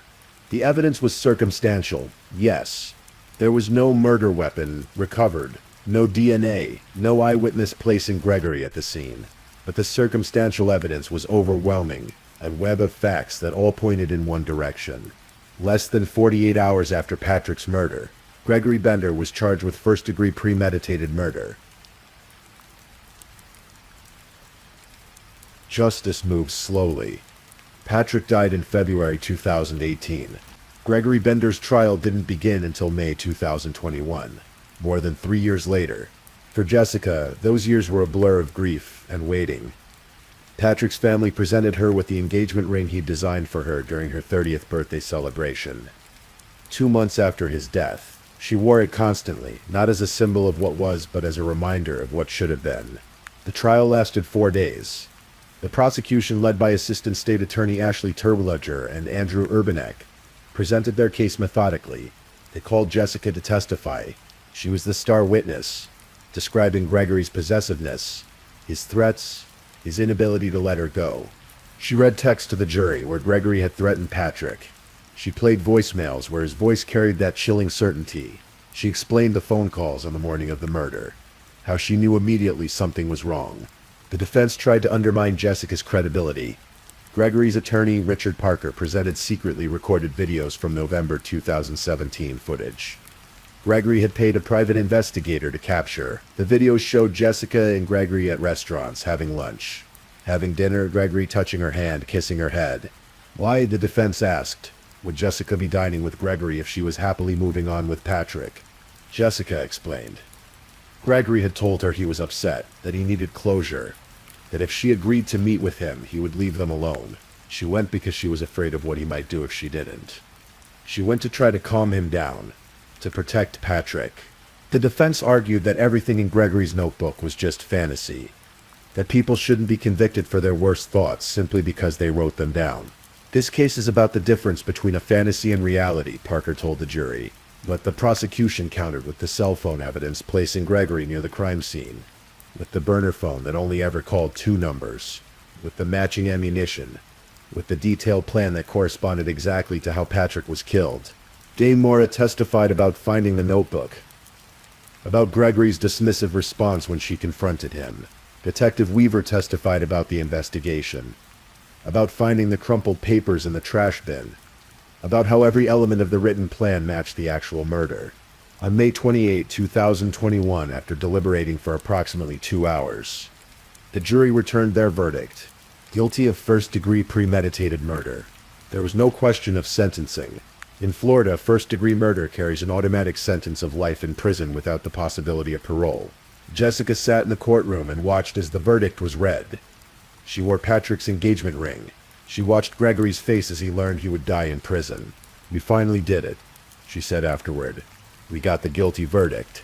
Patrick's father, Max, gave a victim impact statement. Looking Gregory in the eye, Max had not only lost his son, but had been put through the additional agony of being briefly considered a suspect himself during the investigation and trial. Patricia, calling from France, finally had some measure of justice for her boy, the romantic who had wanted nothing more than to build a life with the woman he loved. Gregory Bender's attorneys filed an appeal, arguing that the search of his home had been illegal, but the conviction was upheld. He remains in prison today, with no hope of release. For Jessica, life continues, though it's a life fundamentally altered. She has spoken publicly about her experience, appearing on 48 Hours and other true crime programs.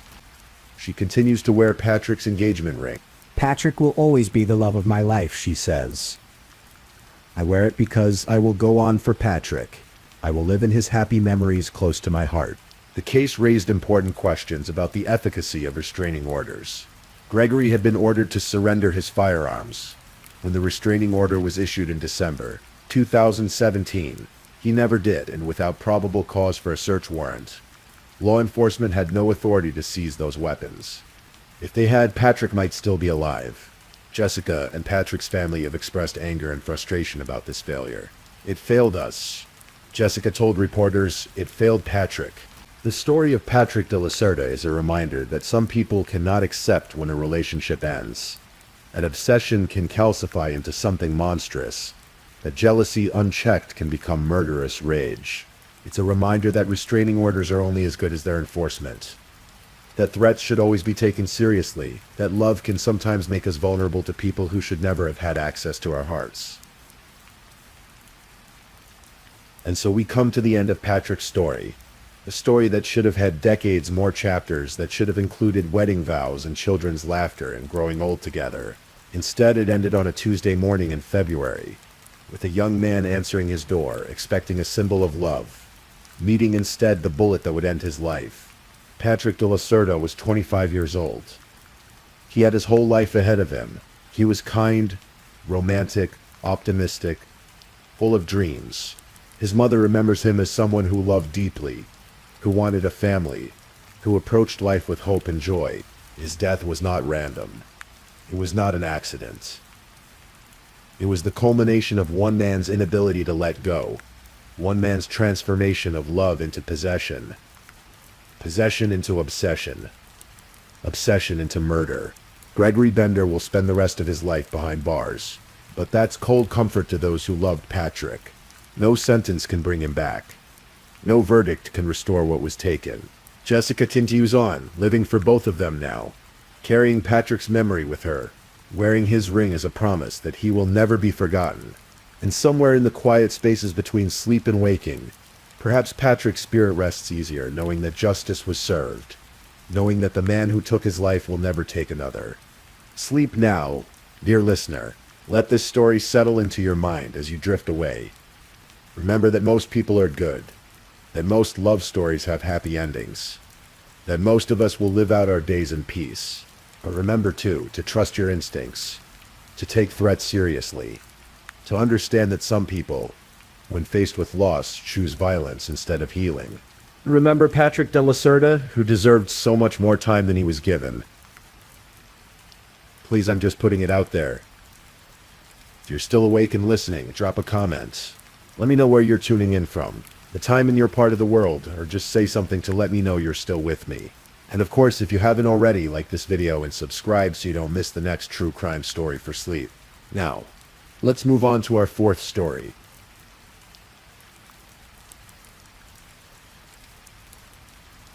Story 4.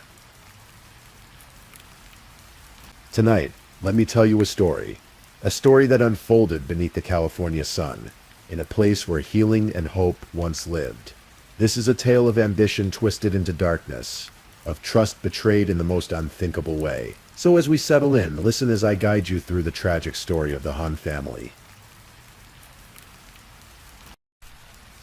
In the hills above Santa Barbara, where avocado groves stretched toward the Pacific and the Mediterranean sun painted everything gold, there lived a man named Weidong Hen, though most knew him simply as Henry.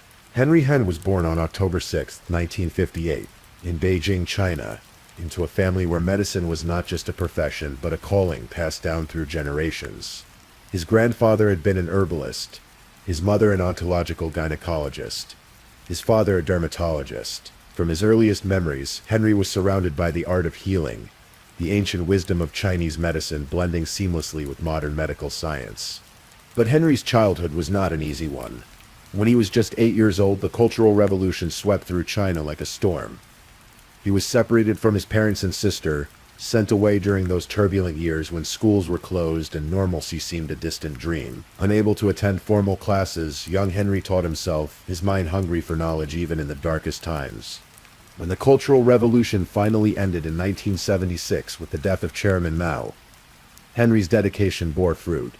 He was admitted to the prestigious Beijing University of Chinese Medicine and Western Medicine, an institution as revered in China as Harvard is in America. In 1982, he graduated at the top of his class with dual degrees, a Doctor of Oriental Medicine and a Medical Doctor of China. He completed his residency at Beijing Dongjiamen Hospital, one of the primary institutions specializing in the integration of Eastern and Western medicine. But Henry's intellectual curiosity reached beyond herbs and needles. He was fascinated by the human mind, by the invisible connections between body and spirit. In 1985, Henry received one of only 2 government scholarships to study psychology at the graduate level in the United States. It was an extraordinary honor, a chance to explore cognitive science at the University of California. Henry arrived in America with dreams of research, of unlocking the mysteries of the brain. But then came Tiananmen Square. In 1989, when students gathered in Beijing's Central Square demanding democratic reforms, Henry signed a petition criticizing the Chinese government's harsh response. It was an act of conscience, of solidarity with young people seeking freedom, but the consequences were swift and severe. The Chinese government revoked his scholarship. They forbade him from returning to China. Overnight, Henry became a castaway, stranded in a country where his Chinese medical credentials meant nothing, where his English was still halting and uncertain. For years, Henry labored in Los Angeles and Santa Barbara, applying what medical knowledge he could to the care of elderly and impaired people. The work was humble, far from the research laboratories he had once dreamed of. But Henry never lost his belief in the power of healing. Around 30 years before that terrible March night, Henry found his way to Santa Barbara and discovered the Santa Barbara Herb Clinic. The clinic had been founded by Jean Yu, a celebrated herbal practitioner. Under her guidance, Henry began to practice again, to remember who he was meant to be. In 1991, Jean Yu sold him the clinic. She moved to San Luis Obispo to start another practice, and Henry took the reins of what would become his life's work. The clinic started in the Libero building in downtown Santa Barbara, then moved to Upper State Street, behind Chuck's Steakhouse. It was a modest space, but what happened within those walls was nothing short of remarkable. Henry treated roughly 13,000 people over the next 25 years. He saw 15 patients a day, 4 days a week, no matter what. He combined the ancient wisdom of Chinese herbal medicine with modern Western medical understanding. He used acupuncture, acupressure, and carefully crafted herbal formulas from an on-site Chinese pharmacy. His patients came to him when Western medicine had failed them. They came with cancer, osteoporosis, hepatitis, conditions that seemed hopeless. One of his first patients was Steve Carlson, a university administrator suffering from hepatitis A. His regular physician had told him nothing could be done, that he simply had to wait it out. But Henry saw him differently. Within a week of treatment, Steve noticed results. Within 2 weeks, his symptoms had almost entirely disappeared. Word spread. People spoke of Henry Hahn as a miracle worker, though he would never have called himself that. He was quietly charismatic, brilliant but humble, a man who believed in treating not just the body but the whole person, mind and spirit together. He wrote books sharing his knowledge. Ancient herbs.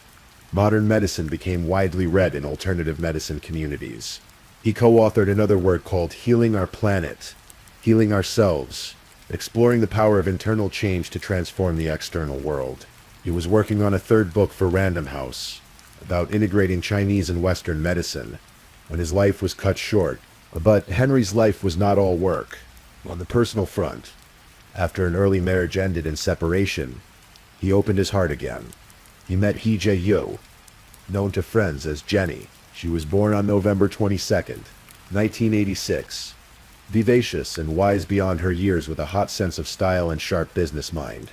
Jenny had worked as a server at several Asian restaurants in Santa Barbara County, including the Saigon Noodle House, often bringing along the light of her life, their daughter Emily, born on March 26, 2010. Emily was strong and beautiful like her mother, with a joyful personality and a courageous spirit. She attended preschool at the Waldorf School, where her teacher remembered her love of playing, of serving delicious sand cupcakes during outdoor playtime. By the time she was 5, Emily had just started kindergarten at Foothill Elementary School. The Han family lived together at 4640 Green Hill Way in Goleta, on a 7-acre avocado ranch. Their Mediterranean-style home sat high on a hillside, not visible from the main road below, surrounded by large gardens. It was a sanctuary, a place where healing and hope resided. Henry's parents had also moved to the United States by then, living with the family. But in 2015, tragedy struck the Hahn household. Henry lost both his parents within weeks of each other. The grief was immense. But Henry continued his work, continued treating his patients, continued being the healer that so many depended upon. By early 2016, life seemed to be moving forward. Emily was thriving in kindergarten. Jenny helped run the clinic's front office with an entrepreneurial mindset, dreaming of one day opening a little dim sum restaurant. Henry was researching new treatments, particularly interested in cannabinoid compounds and their potential to fight cancer. He believed he was on the brink of a breakthrough, and that's when Pierre Hopsch entered their lives.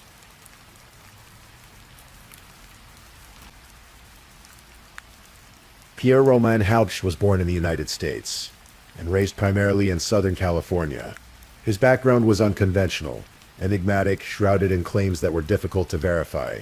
His father, Frederick Haros, also known as Frederick Smith, was Jordanian-born and claimed ties to the CIA during the late 1980s and early 1990s.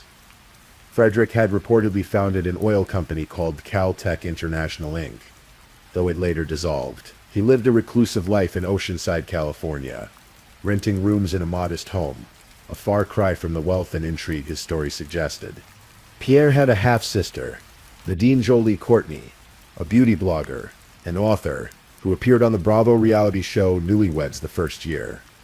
She described their upbringing as Middle Eastern and Circassian in heritage. Their mother, Nancy Berchtold Halpius, had died of cancer in 2008. Pierre was 27 years old in March of 2016, living with his father in that small apartment in Oceanside. He had no criminal history. On paper, he was a blank slate. But Pierre Hopsch was a man consumed by a singular obsession: wealth. His entire life's drive, according to those who knew him, was being rich. Not comfortable. Not successful. Rich.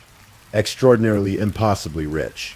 He sent screenshots to various people showing Chase bank accounts with balances ranging from $3 million all the way up to $940 million. He presented himself as a jet-setting billionaire, a chemist and technical expert, an entrepreneur on the verge of revolutionary breakthroughs. He claimed to have created a perpetual energy machine, a device that could generate power indefinitely without input. He told people he had been diagnosed with an incurable cancer and had cured himself through his own research, performing cell studies in his home laboratory. He described encounters with federal operatives, meetings with Department of Energy officials, shadowy figures who were both threatening and offering him untold riches for his inventions. The truth was far more mundane.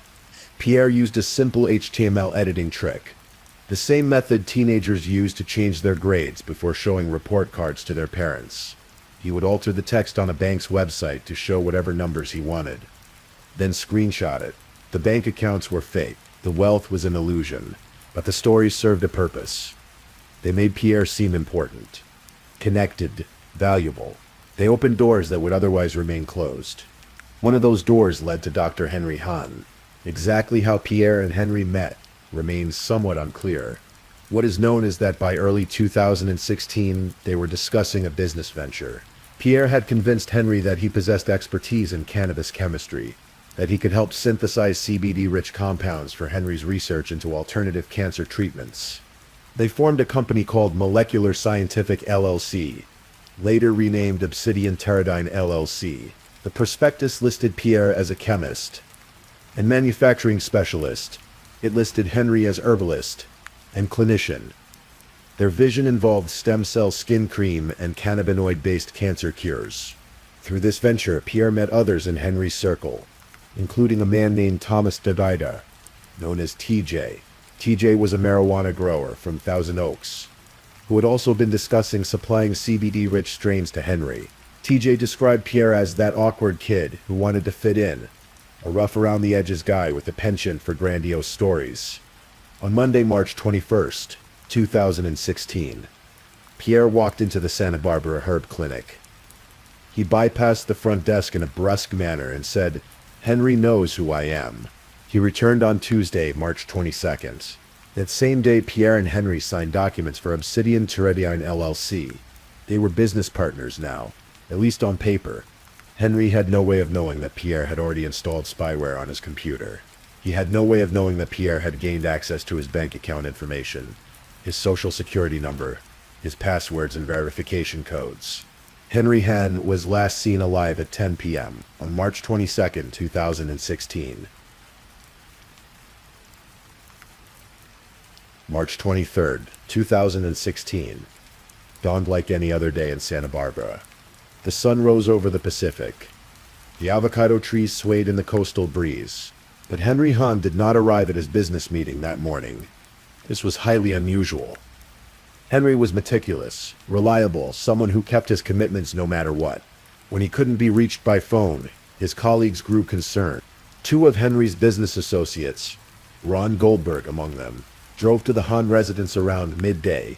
When they arrived at the secluded property on Green Hill Way, they noticed something immediately wrong.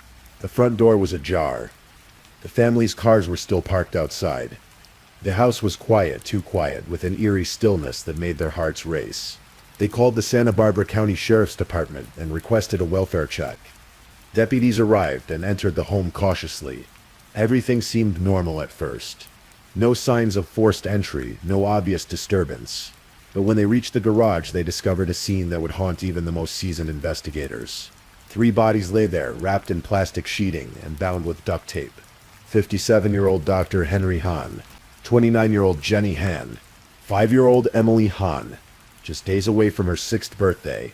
Each had been shot multiple times. Henry and Jenny had each taken 3 bullets to the head. Emily, the kindergartner who loved making sand cupcakes and drawing pictures for her mother, had been shot 8 times. 8 bullets into the skull of a 5-year-old child. The brutality was incomprehensible. Sheriff Bill Brown, a man who had seen countless crime scenes in his career, would later describe it as one of the most odious cases he had ever encountered. By 11:30 p.m. that evening, sheriff's detectives had launched a suspicious death investigation. Forensics teams and Department of Justice criminalists descended on the property. Neighbors in the nearby Forte Ranch condominium community watched as 2 squad cars became 11, winding up the Hahn's driveway throughout the night. The investigation moved swiftly. Detectives began piecing together Henry's final days, his business dealings, his recent contacts. Within 36 hours, they developed leads that pointed to Pierre Hauptsch. On the morning of March 23rd, just hours after the murders, Pierre Hauptsch sent an urgent text message to his acquaintance TJ Direda. "I need your help with something urgently." Like it's urgent. TJ was at his home in Thousand Oaks when the message arrived at 9:39 a.m. He didn't respond immediately, but about an hour later Pierre showed up at his house.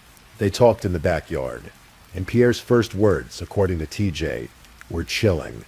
"Just so you know, I'm a monster." Pierre then confessed that he had killed Dr. Henry Hahn, his wife, and his child. He needed help moving the bodies. Specifically, he needed help with Henry's body, which was too heavy for him to move alone. He had tried to fit all 3 bodies in his car, he explained, but they wouldn't all fit.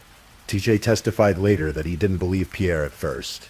Pierre was known for telling elaborate stories, for exaggerating and seeking attention. This had to be another one of his fantasies. "I didn't believe him initially," TJ said. But Pierre provided details, specific details about how the bodies were positioned, about the plastic sheeting and duct tape, about the weight and logistics of moving them, details that, as prosecutors would later argue, only the killer would know. TJ told Pierre he would see what he could do, that he'd try to help, but he didn't want to go to Santa Barbara. He wanted Pierre to leave. Once Pierre was gone, TJ tried to reach Dr. Hahn. He called around, trying to get information, trying to confirm whether this horrifying confession was real or just another one of Pierre's delusions. He couldn't reach anyone. The situation felt chaotic, scary, confusing. Pierre kept texting him throughout the day, asking for updates. At 5 p.m., when TJ still hadn't provided assistance, Pierre sent another message suggesting they go to Las Vegas together. He would pay for everything. Then, around 7:35 p.m., Pierre sent the text that would become crucial evidence. "Yep, I'm screwed. They just found everything. My life's over. Only if I got to it all sooner." Like this morning, TJ's mother called him. The moment it hit the news, the Hahn family had been found murdered. It was true. All of it was true. TJ contacted his brother, who was a judge and former district attorney. They agreed it was important to report what Pierre had told him. In the early morning hours of March 25th, TJ called the Santa Barbara County Sheriff's Department. Meanwhile, investigators had been conducting their own work. They found a Trader Joe's shopping bag at the crime scene, containing business partnership documents for Obsidian Teradyne LLC, signed and dated by Henry Hahn and Pierre Hauptsch on March 22nd, just one day before the murders. They traced Pierre's vehicle, a burgundy Lexus, and learned he lived with his father in Oceanside, San Diego County. Police set up a stakeout outside the residence, but Pierre was nowhere to be found. Then, on March 25th, surveillance teams watched as Pierre's father, Frederick, drove to a nearby Walmart and discreetly exchanged a bag with his son. Police moved in immediately, arresting both men at gunpoint at a gas station east of Oceanside. Frederick was later released without charges, but when officers searched Pierre's car, they found a cache of damning evidence. A loaded 9mm handgun, a .22 caliber Ruger pistol with a threaded barrel which would later be confirmed as the murder weapon, a homemade suppressor, .22 caliber ammunition matching what was found in the victims' bodies, Dr. Hahn's iPhone and Jenny's iPhone, both wrapped in aluminum foil to block signals, Dr. Hahn's iPad, also wrapped in foil, Dr. Hahn's wallet and credit card, receipts for duct tape and plastic wrap, purchased before the killings from a Home Depot in Oceanside. Surveillance footage would later show Pierre at that Home Depot buying the exact materials used to wrap the bodies. Pierre's fingerprints would be found on both the plastic sheeting and the duct tape, and then there was his electronic trail. If the physical evidence was damning, Pierre Hauptsch's web history was a window directly into his mind. A step-by-step chronicle of planning, execution, and aftermath. Days before the murders, Pierre had purchased the Ruger pistol at a gun store in Arizona, which surveillance footage and receipts confirmed. He researched on his laptop how to fabricate a handgun suppressor, watching instructional videos on March 22nd. He installed spyware on his own laptop first, practicing the process, then installed the same software on Henry Hahn's home computer days before the murders. Spyware allowed him to capture every keystroke, every password, every bank account detail. He created a fake email address designed to receive verification codes that were meant for Henry. The day after the murders, on March 24th, location data showed Pierre at a McDonald's parking lot in Thousand Oaks. There, according to investigators, he used his laptop to gain access to Henry's Chase and Wells Fargo bank accounts. He attempted multiple times to transfer money. He tried to move $72,000. Eventually, he succeeded in transferring $5,000 into his own account. A check of his phone showed evidence of a $100,000 transfer from Han's account to his own. His search history after the murders revealed his panic, his desperate attempts to evade detection. How good are fingerprint forensics? How long does crime scene analysis take? Is a car searched entering Tijuana? How long do fingerprints last on plastic sheeting? How to disable GPS tracking? And then perhaps most haunting of all, there was his chat with an online psychic. The psychic called himself Count Marco, a master of cartomancy who charged $3.95 per minute. The user, identifying himself as Pierre, typed out messages that the computer's spyware captured keystroke by keystroke. "I have done bad things," Pierre typed. Then he paused, deleted the message, thought better of such a direct admission. Instead, he sensed, "I have made bad choices." He asked the psychic, "Will I get caught for what I did?" Pierre Halbost was charged with 3 counts of first-degree murder with special circumstances: premeditation, lying in wait, multiple murders, and murder for financial gain. The Santa Barbara District Attorney's Office initially announced plans to seek the death penalty, but prior to trial, the parties reached an agreement. The prosecution would withdraw the request for the death penalty. In exchange, Pierre agreed to a bench trial, meaning his fate would be decided by a judge alone rather than a jury. The trial began in October of 2021, more than 5.5 years after the murders. Judge Brian Hill presided over the proceedings in Department 2 of Santa Barbara Superior Court. Prosecutors Hilary Dozer and Benjamin Ledeny presented what they call the mountain of evidence. They showed surveillance footage of Pierre buying the plastic sheeting and duct tape at Home Depot. They showed receipts matching the materials to the crime scene. They presented cell phone records and GPS data placing Pierre in the area of the Han residence on the night of the murders. They called forensics experts who matched the bullets found in the victims' bodies to the Ruger pistol found in Pierre's car. They showed the jury Pierre's web history, the searches about forensics and border crossings, the chat with the psychic. They presented financial records showing the attempted transfers from Henry's accounts. T.J. Diter took the stand and recounted Pierre's confession. The texts, the panic, the evidence was overwhelming. As prosecutor Ben Lededig said, this case was over within the first 72 hours. But Pierre Habsch's defense team, Christine Voss and Michael Hanley from the Public Defender's Office, fought back as best they could. They questioned the reliability of the GPS data, pointing out inconsistencies that seemed to show Pierre in 2 places at once. In Oceanside 1 minute and Santa Barbara 2 minutes later. The prosecution countered that these inconsistencies were due to the overlapping ranges of cell towers. They challenged the methodology of ballistics matching, calling an expert witness, Dr. Brent Turvey, who testified that there was no empirical scientific way to truly prove a bullet was fired from a specific gun. They attacked T.J. Diter's credibility, questioning why he waited nearly 2 days to contact authorities and suggesting he could have learned details about the crime scene from other sources, particularly from Ron Goldberg, who had been at the house when deputies first discovered the bodies. And then in a decision that stunned observers, Pierre Hal Paps took the stand in his own defense. Over 3 days of testimony, Pierre told a story that seemed to come straight from a spy thriller. He claimed he had been framed for the murders. He said the killings were carried out by a third party connected to the Department of Energy. He spoke of secret operatives, of shadowy figures who were after his perpetual energy machine technology. He testified that he had created a device that could generate infinite power, that he had attracted the attention of federal agencies and foreign governments. He said he had self-diagnosed an incurable cancer and cured himself through his own research. He insisted that the evidence found in his car had been planted, that the web history had been manipulated, that he was the victim of an elaborate conspiracy. When pressed by prosecutor Ben Lededig about his history of deception, Pierre was evasive. Some lies he remembered in great detail. Others he claimed could not possibly have come from him. When confronted with the fake bank account screenshots, he insisted they were real. that he actually had accounts set up by the Department of Energy. So your testimony is that you cured cancer and created a free energy machine. Letting asked at one point. Pierre hesitated, but essentially confirmed this was his claim. Letting projected autopsy photos of the 3 victims onto the courtroom screen. Pierre shuddered and refused to look, turning his head away from the images of what had been done to Henry, Jenny, and 5-year-old Emily. In his closing statement, Letting called Pierre a lying liar who lies about lying. He said the notion of a frame job was so far outside the realm of possibility that no human being with any semblance of common sense would believe it. On November 24, 2021, the day before Thanksgiving, Judge Brian Hill rendered his verdict.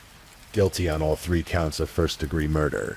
All special circumstances and enhancements were found to be true. Pierre Hobbs showed no emotion as the verdict was read. On January 24, 2022, Pierre Hobbs was brought before Judge Hill for sentencing. He had dismissed his defense attorney and chose to represent himself, still insisting he had been wrongly convicted, demanding a new trial. Judge Hill explained that such motions could only be made after sentencing, not instead of it. Friends and business associates of Dr. Henry Hand spoke during the hearing. They described the loss the suffering patients left without their healer.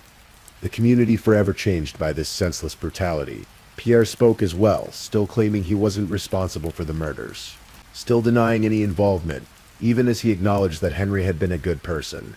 Judge Hill sentenced Pierre Hobbs to 3 consecutive life sentences without the possibility of parole. An additional 75 years to life was added for the enhancement of using a gun to inflict death. Pierre would never leave prison. He would grow old behind bars, if he lived long enough. In October of 2025, Pierre filed a petition requesting a new hearing and trial. His request was denied. Today, Pierre Hobbs is 35 years old. He is incarcerated at Kern Valley State Prison in Delano, California, high-security facility where he will spend the rest of his days. The Santa Barbara community was devastated by the loss of the Hahn family. Flowers and notes piled up outside the Santa Barbara Herb Clinic, creating a shrine-like atmosphere. People walked in silence to pay their respects, to mourn the loss of a healer who had touched so many lives. The Santa Barbara County Psychological Association created a list of therapists offering free or reduced cost sessions for anyone affected by the murders. Emily's kindergarten classmates and their parents were offered counseling. Her teacher from the Waldorf school lit a candle in her honor, remembering the joyful little girl who loved to serve sand cupcakes. Jenny's friends spoke of her wit and wisdom, her entrepreneurial spirit, her dreams of opening a dim sum restaurant. And Henry's patients, nearly 200 of them, suddenly without their doctor, shared stories of healing and hope. They spoke of a man who treated not just their bodies but their spirits, who believed in the integration of Eastern and Western medicine, who spent long nights researching new strategies to help people find comfort. Steve Carlson, that early hepatitis patient whose life Henry had changed, spoke for many when he said, "Every one of us has exactly the same story. I tried everything. Nothing worked. I found Henry. I was good after that." The Santa Barbara Herb Clinic closed after the murders. For over a year, it seemed it might close forever, another casualty of Pierre Hobbs' greed and violence. But in April of 2017, a Vietnamese practitioner named Tram Pham reopened the clinic at a new location on State Street. Patient files were transferred according to confidentiality rules. The herbs, the treatments, the dedication to holistic healing continued. Tram ran the clinic for 4 years before selling it to Dr. Mariko Hori in October of 2021. The clinic continues to this day, carrying on Henry Hand's legacy of treating the whole body and helping it heal itself. Henry's books remain in print, his wisdom still accessible to those seeking an alternative path to health. But nothing can bring back the family that was lost that terrible March night. Nothing can restore Emily's 6th birthday party, her future, her drawings for her mother. Nothing can bring back Jenny's laughter, her grace, her dreams. Nothing can return Henry to the patients who needed him, the community that loved him, the world that was better for his presence. In the end, Pierre Hobbs' quest for wealth led him not to riches but to ruin. His lies and deceptions, his fake bank accounts and elaborate stories, all culminated in the most heinous act imaginable. The murder of 3 innocent people, including a child as they slept in their own home. For what? For access to bank accounts that, even if he had successfully drained them, would never have contained the hundreds of millions he fantasized about. For a delusion of wealth that was as fake as his screenshots, as empty as his perpetual energy machine, he destroyed a family. He devastated a community. He ended 3 lives and ruined his own. All for an illusion. Please, if you're still awake, let's move on to our last story.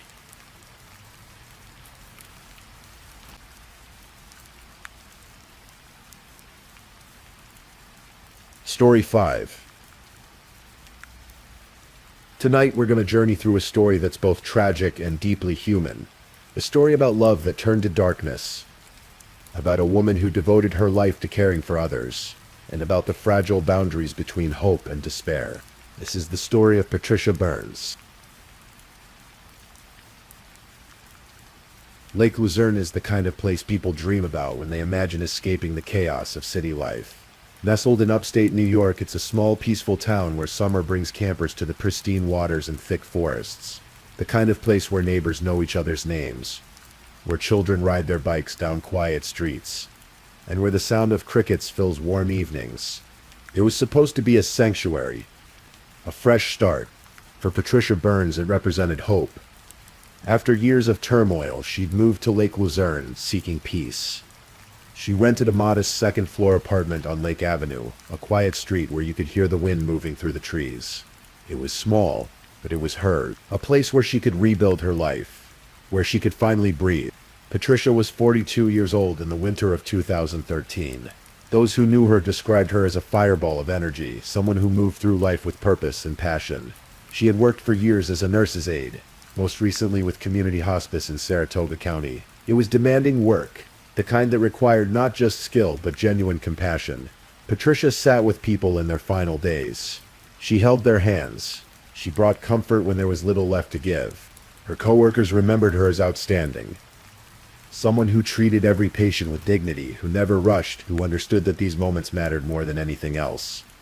One woman, whose husband had been under Patricia's care, would later say that Patricia brought light into his final days, that she made an unbearable time somehow bearable. But Patricia's gift for caring for others didn't extend to her own life quite as easily. She had a complicated history with men. Relationships that started with promise but ended in pain. She was a mother to 5 children, though by 2013 one of them was gone. Her daughter Crystalline had died 3 years earlier. Just 15 years old. She'd gone to sleep one December night in 2010 and never woke up. There were no drugs, no alcohol, nothing that explained it.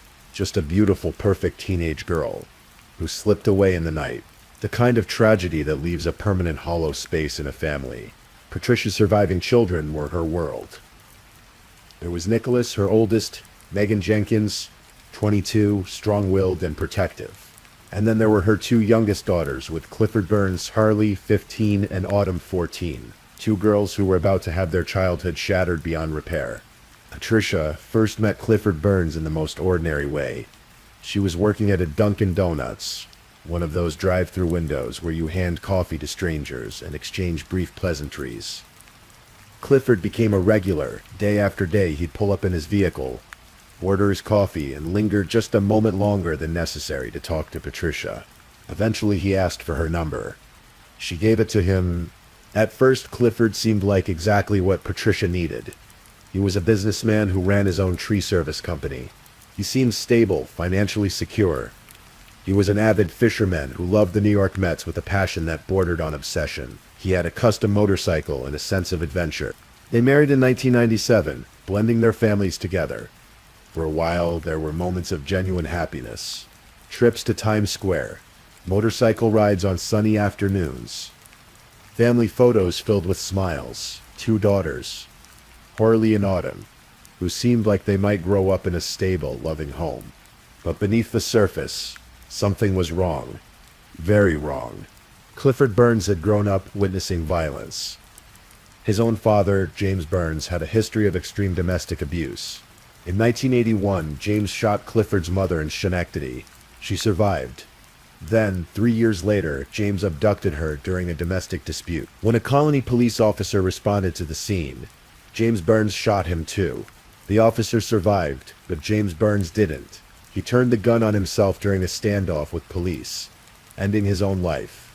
Clifford had watched all of this unfold. He'd seen his father's rage, his mother's terror, the cycle of violence that seemed to run in his blood. And despite everything he must have known about where that path led, Clifford began walking it himself. The abuse started gradually, the way it often does. A raised voice here, an accusation there, then it escalated. Clifford would beat Patricia, sometimes in front of the children. He'd promised to love her, to protect her, but instead he terrorized her. Harley, their daughter, would later describe the pattern with heartbreaking clarity. Her father would explode in violence, attacking her mother while the girls stood helpless, unable to intervene.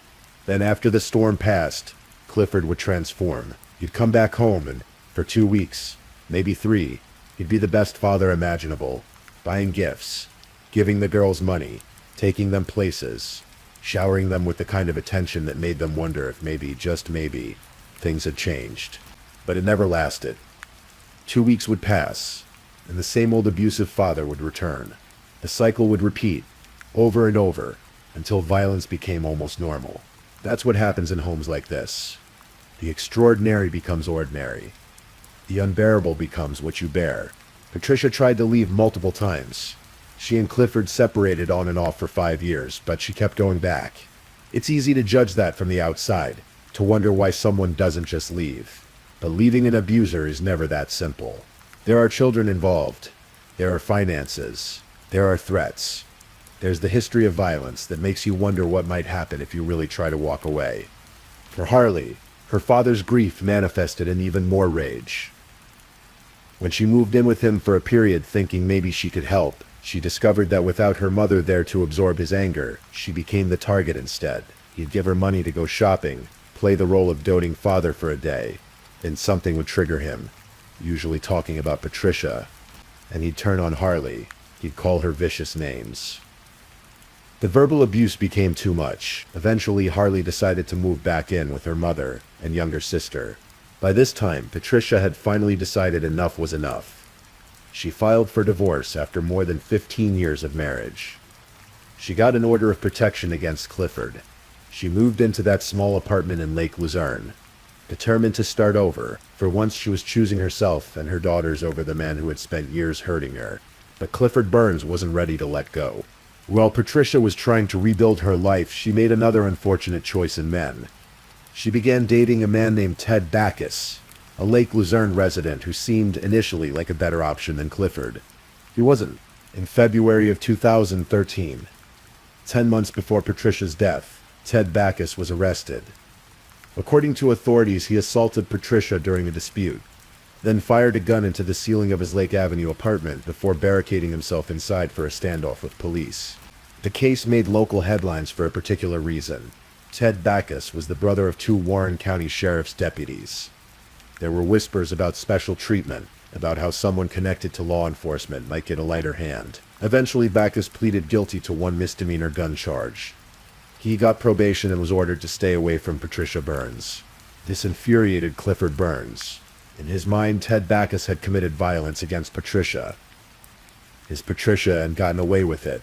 The unfairness of it consumed him. He contacted the local newspaper multiple times, ranting about the case, about how Backus was protected because of his family connections. The irony, of course, was lost on him. Clifford Burns had spent years terrorizing Patricia himself. But in his twisted logic, he was somehow her protector. He was the only one allowed to hurt her. By the time winter arrived in 2013, Patricia and Ted Backus were no longer together.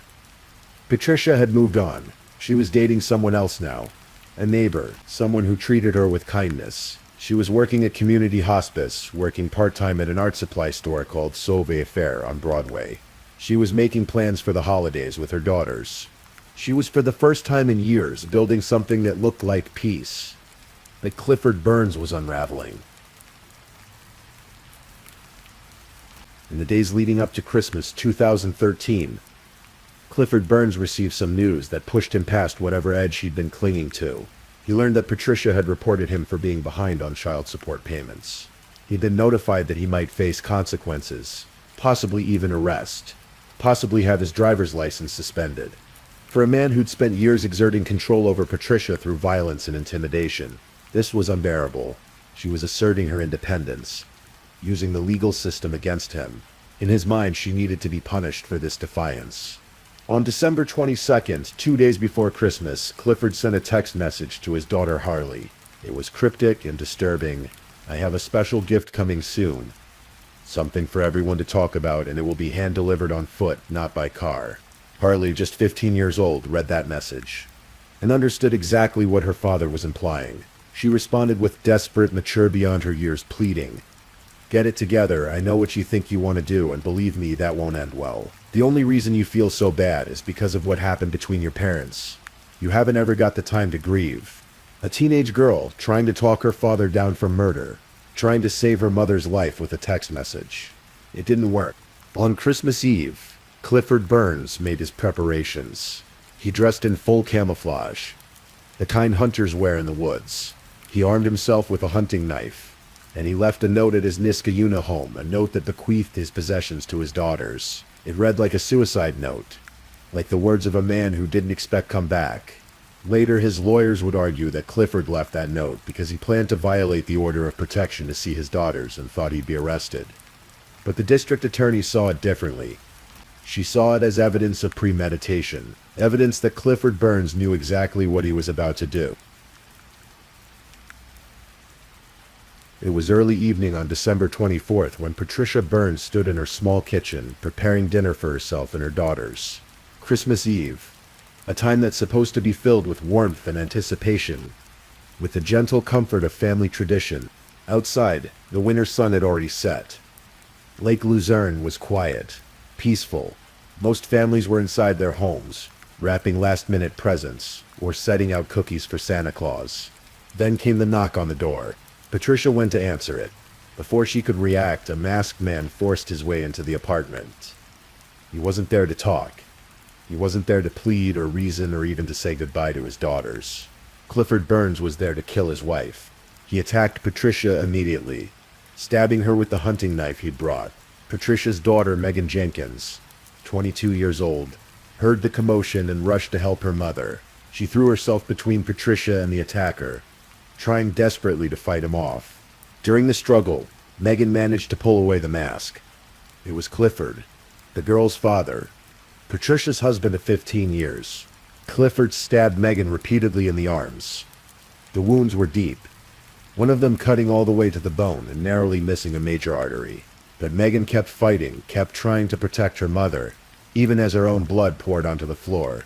14-year-old Autumn witnessed the entire attack. She stood frozen in horror, watching her father stab her mother again and again. 5 times, each wound delivered with the kind of rage that goes beyond reason. Patricia staggered, trying to stay on her feet. Clifford looked at her and said words that would later be entered into court testimony. "You are going to die in this house tonight." Then he fled. Autumn, moving through shock and terror, grabbed the phone and dialed 911. The recording of that call is almost unbearable to hear. A 14-year-old girl, hysterical, screaming that her mother is bleeding out on the floor, begging for help, telling the dispatcher that her father did this. Help came as quickly as it could. Emergency responders rushed Patricia and Megan to Glens Falls Hospital. Doctors worked frantically on Megan's slashed arms, managing to save her despite the severity of the wounds. But for Patricia, there was nothing they could do. The chest wounds were too deep, too many. She'd lost too much blood.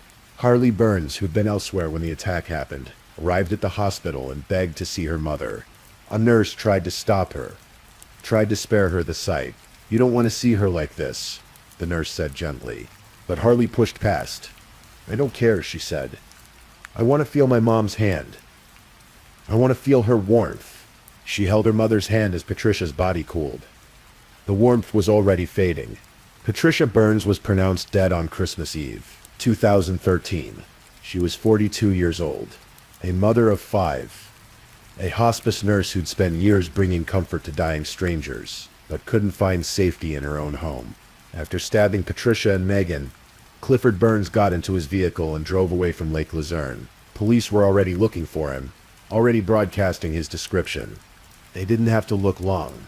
Clifford led authorities on a high-speed chase through Warren County, But he wasn't trying to escape. He drove directly to the Warren County Sheriff's Office in Lake George and pulled into the parking lot. Under Sheriff Sean Lamourie had just been called into duty on Christmas Eve. He arrived to find Clifford Burns calmly waiting in the parking lot. Clifford took off his camouflage jacket and surrendered without resistance. It was an almost surreal ending to a horrific crime. A man who just murdered his wife in front of their children, driving directly to the police station as if turning himself in was the logical conclusion to his plan. Inside the interrogation room, Clifford Burns gave a statement that was captured on video. The recording reveals a man full of rage, but also a man trying to justify what he'd done. He talked about Patricia's boyfriend Ted Backus, about how Backus had gotten special treatment after assaulting Patricia. He ranted about child support, about feeling persecuted. At one point during the interrogation, Clifford learned that the detective interviewing him had worked on the Backus case. His rage exploded. He cursed at the detective, calling him names. Then he made a chilling statement. "I had AK-47s, AR-15s at my disposal. I could have made this a war. You're lucky you're in my right mind, because I was going to have a shootout with you. But I did it the right way. I handled it like a man, so thank you. Handled it like a man." Those were the words Clifford Burns used to describe stabbing his wife to death in front of their daughters on Christmas Eve. He also claimed he'd blacked out during the attack, that he didn't intend to kill Patricia. He said he was under extreme emotional distress. But the evidence told a different story. The camouflage, the knife, the note left at home, the text message sent 2 days earlier. The premeditation was clear. Clifford Burns was charged with second-degree murder. In the days after Patricia's death, the community of Lake Luzerne mourned. Neighbors who'd moved to the area to escape violence were shaken. The street where Patricia died remained quiet, subdued. As investigators processed the scene, Patricia's co-workers at Community Hospice remembered her as an outstanding caregiver. Her employer at Sauvé Fair, the art supply store, recalled her as devoted and hard-working, always friendly to customers. Friends set up a fund to help Patricia's children, who'd lost their mother and now faced an uncertain future. Patricia's funeral was held on December 30th at Blessed Sacrament Church in Albany. Friends and family gathered to say goodbye to a woman who'd given so much to others. Her obituary listed her surviving children, Nicholas, Megan, Harley, and Autumn, and Crystalline, who died 3 years earlier. The family torn apart by violence and grief. Meanwhile, Clifford Burns sat in Warren County Jail, without bail. His lawyer initially filed a notice indicating they'd pursue a defense of extreme emotional disturbance, a psychiatric defense that, if successful, could reduce the charge from second-degree murder to first-degree manslaughter. But in April of 2014, something unexpected happened. Clifford Burns pleaded guilty to second-degree murder in Warren County Court. The plea came after Warren County District Attorney Kate Hogan arranged for Clifford to speak with his daughters. Harley and Autumn, the girls who'd witnessed their mother's murder, urged their father to accept responsibility. They wanted to spare themselves the ordeal of testifying at trial. They didn't want to relive that Christmas Eve in open court. Clifford, in tears, agreed to plead guilty. In exchange, he'd receive 23 years to life in prison instead of the maximum 50 years to life. But then, just days before his sentencing in September, Clifford Burns tried to take it back. He filed a motion to withdraw his guilty plea, claiming he'd been too emotionally distraught to make an intelligent decision. He argued that his lawyer had been ineffective, that the district attorney had manipulated him by dangling his daughters in front of him, that he'd been coerced. He claimed he never intended to kill Patricia. He said the knife that killed her wasn't even his, that it was a knife Patricia owned. He insisted he'd only gone to the apartment to deliver Christmas presents to his daughters. Judge John S. Hall, Jr. heard the arguments and denied the motion. The guilty plea would stand.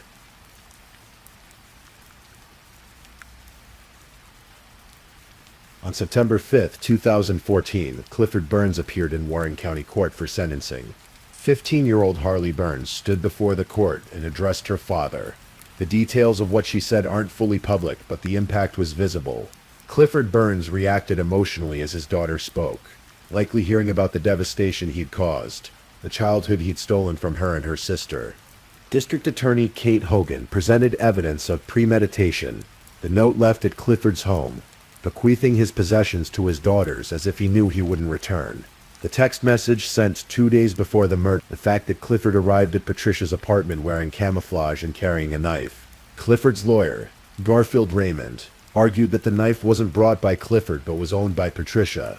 He continued to push the narrative of extreme emotional disturbance, trying to paint Clifford as a man who'd snapped rather than a man who'd planned. Judge Hall wasn't swayed. He sentenced Clifford Burns to 23 years to life in prison. Additionally, Clifford was barred from having any contact with his 2 daughters, Harley and Autumn, until the year 2045.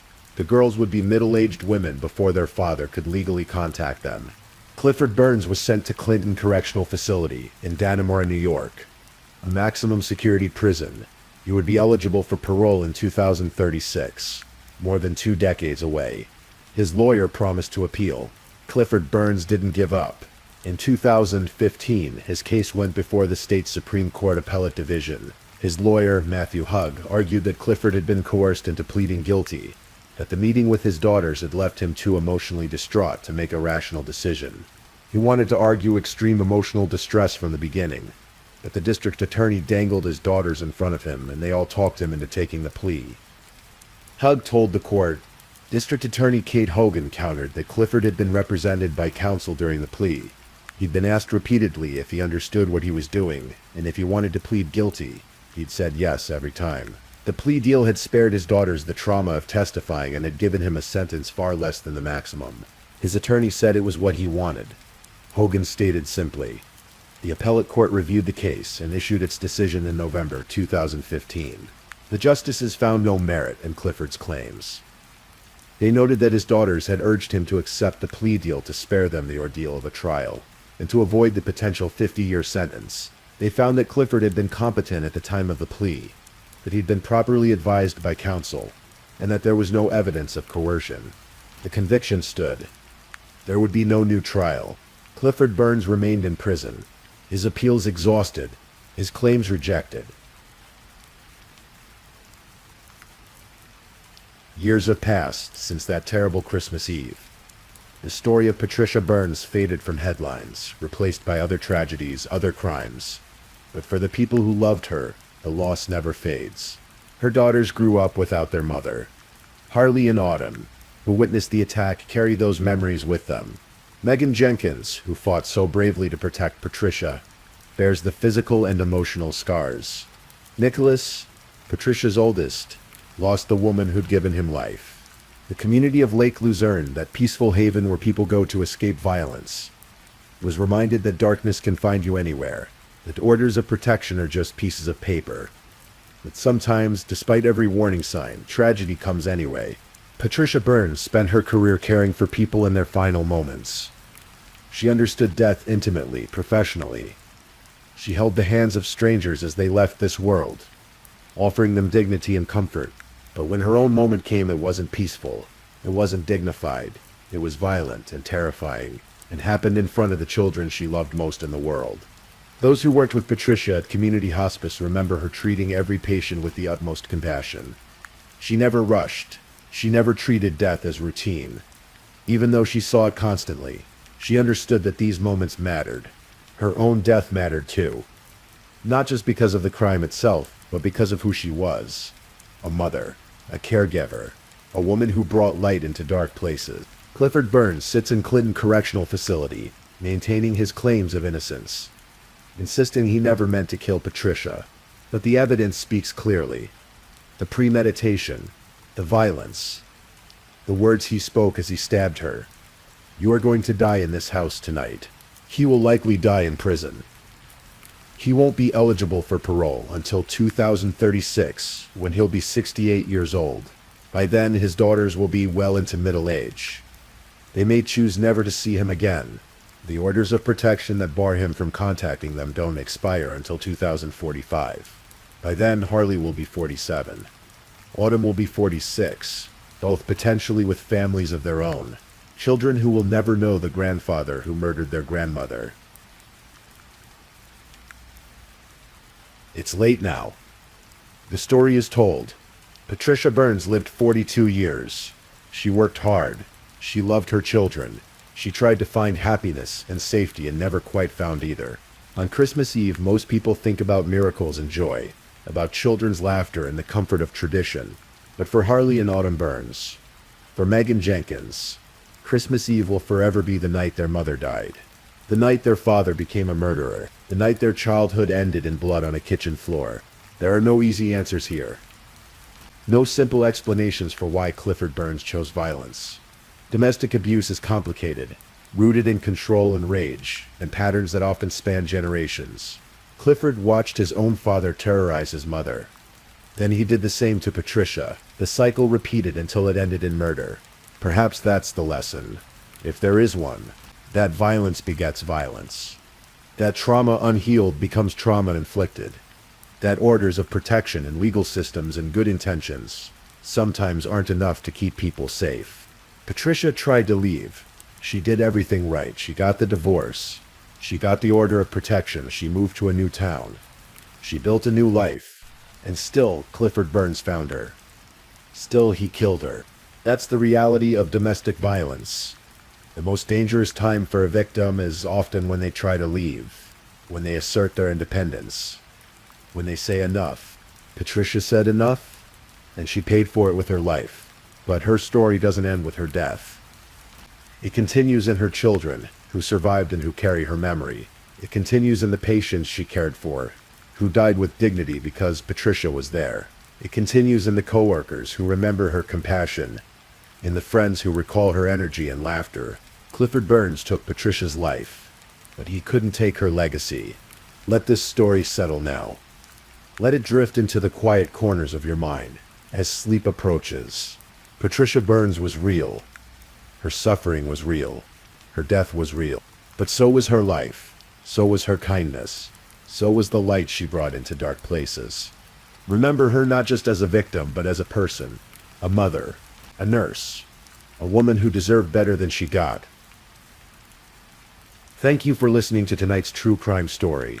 Rest peacefully knowing that another story awaits you next time, ready to accompany you on another journey toward restorative sleep. But if you're still awake, don't forget to like and subscribe so you don't miss our next true crime stories. And until next time, stay safe and take care. Good night.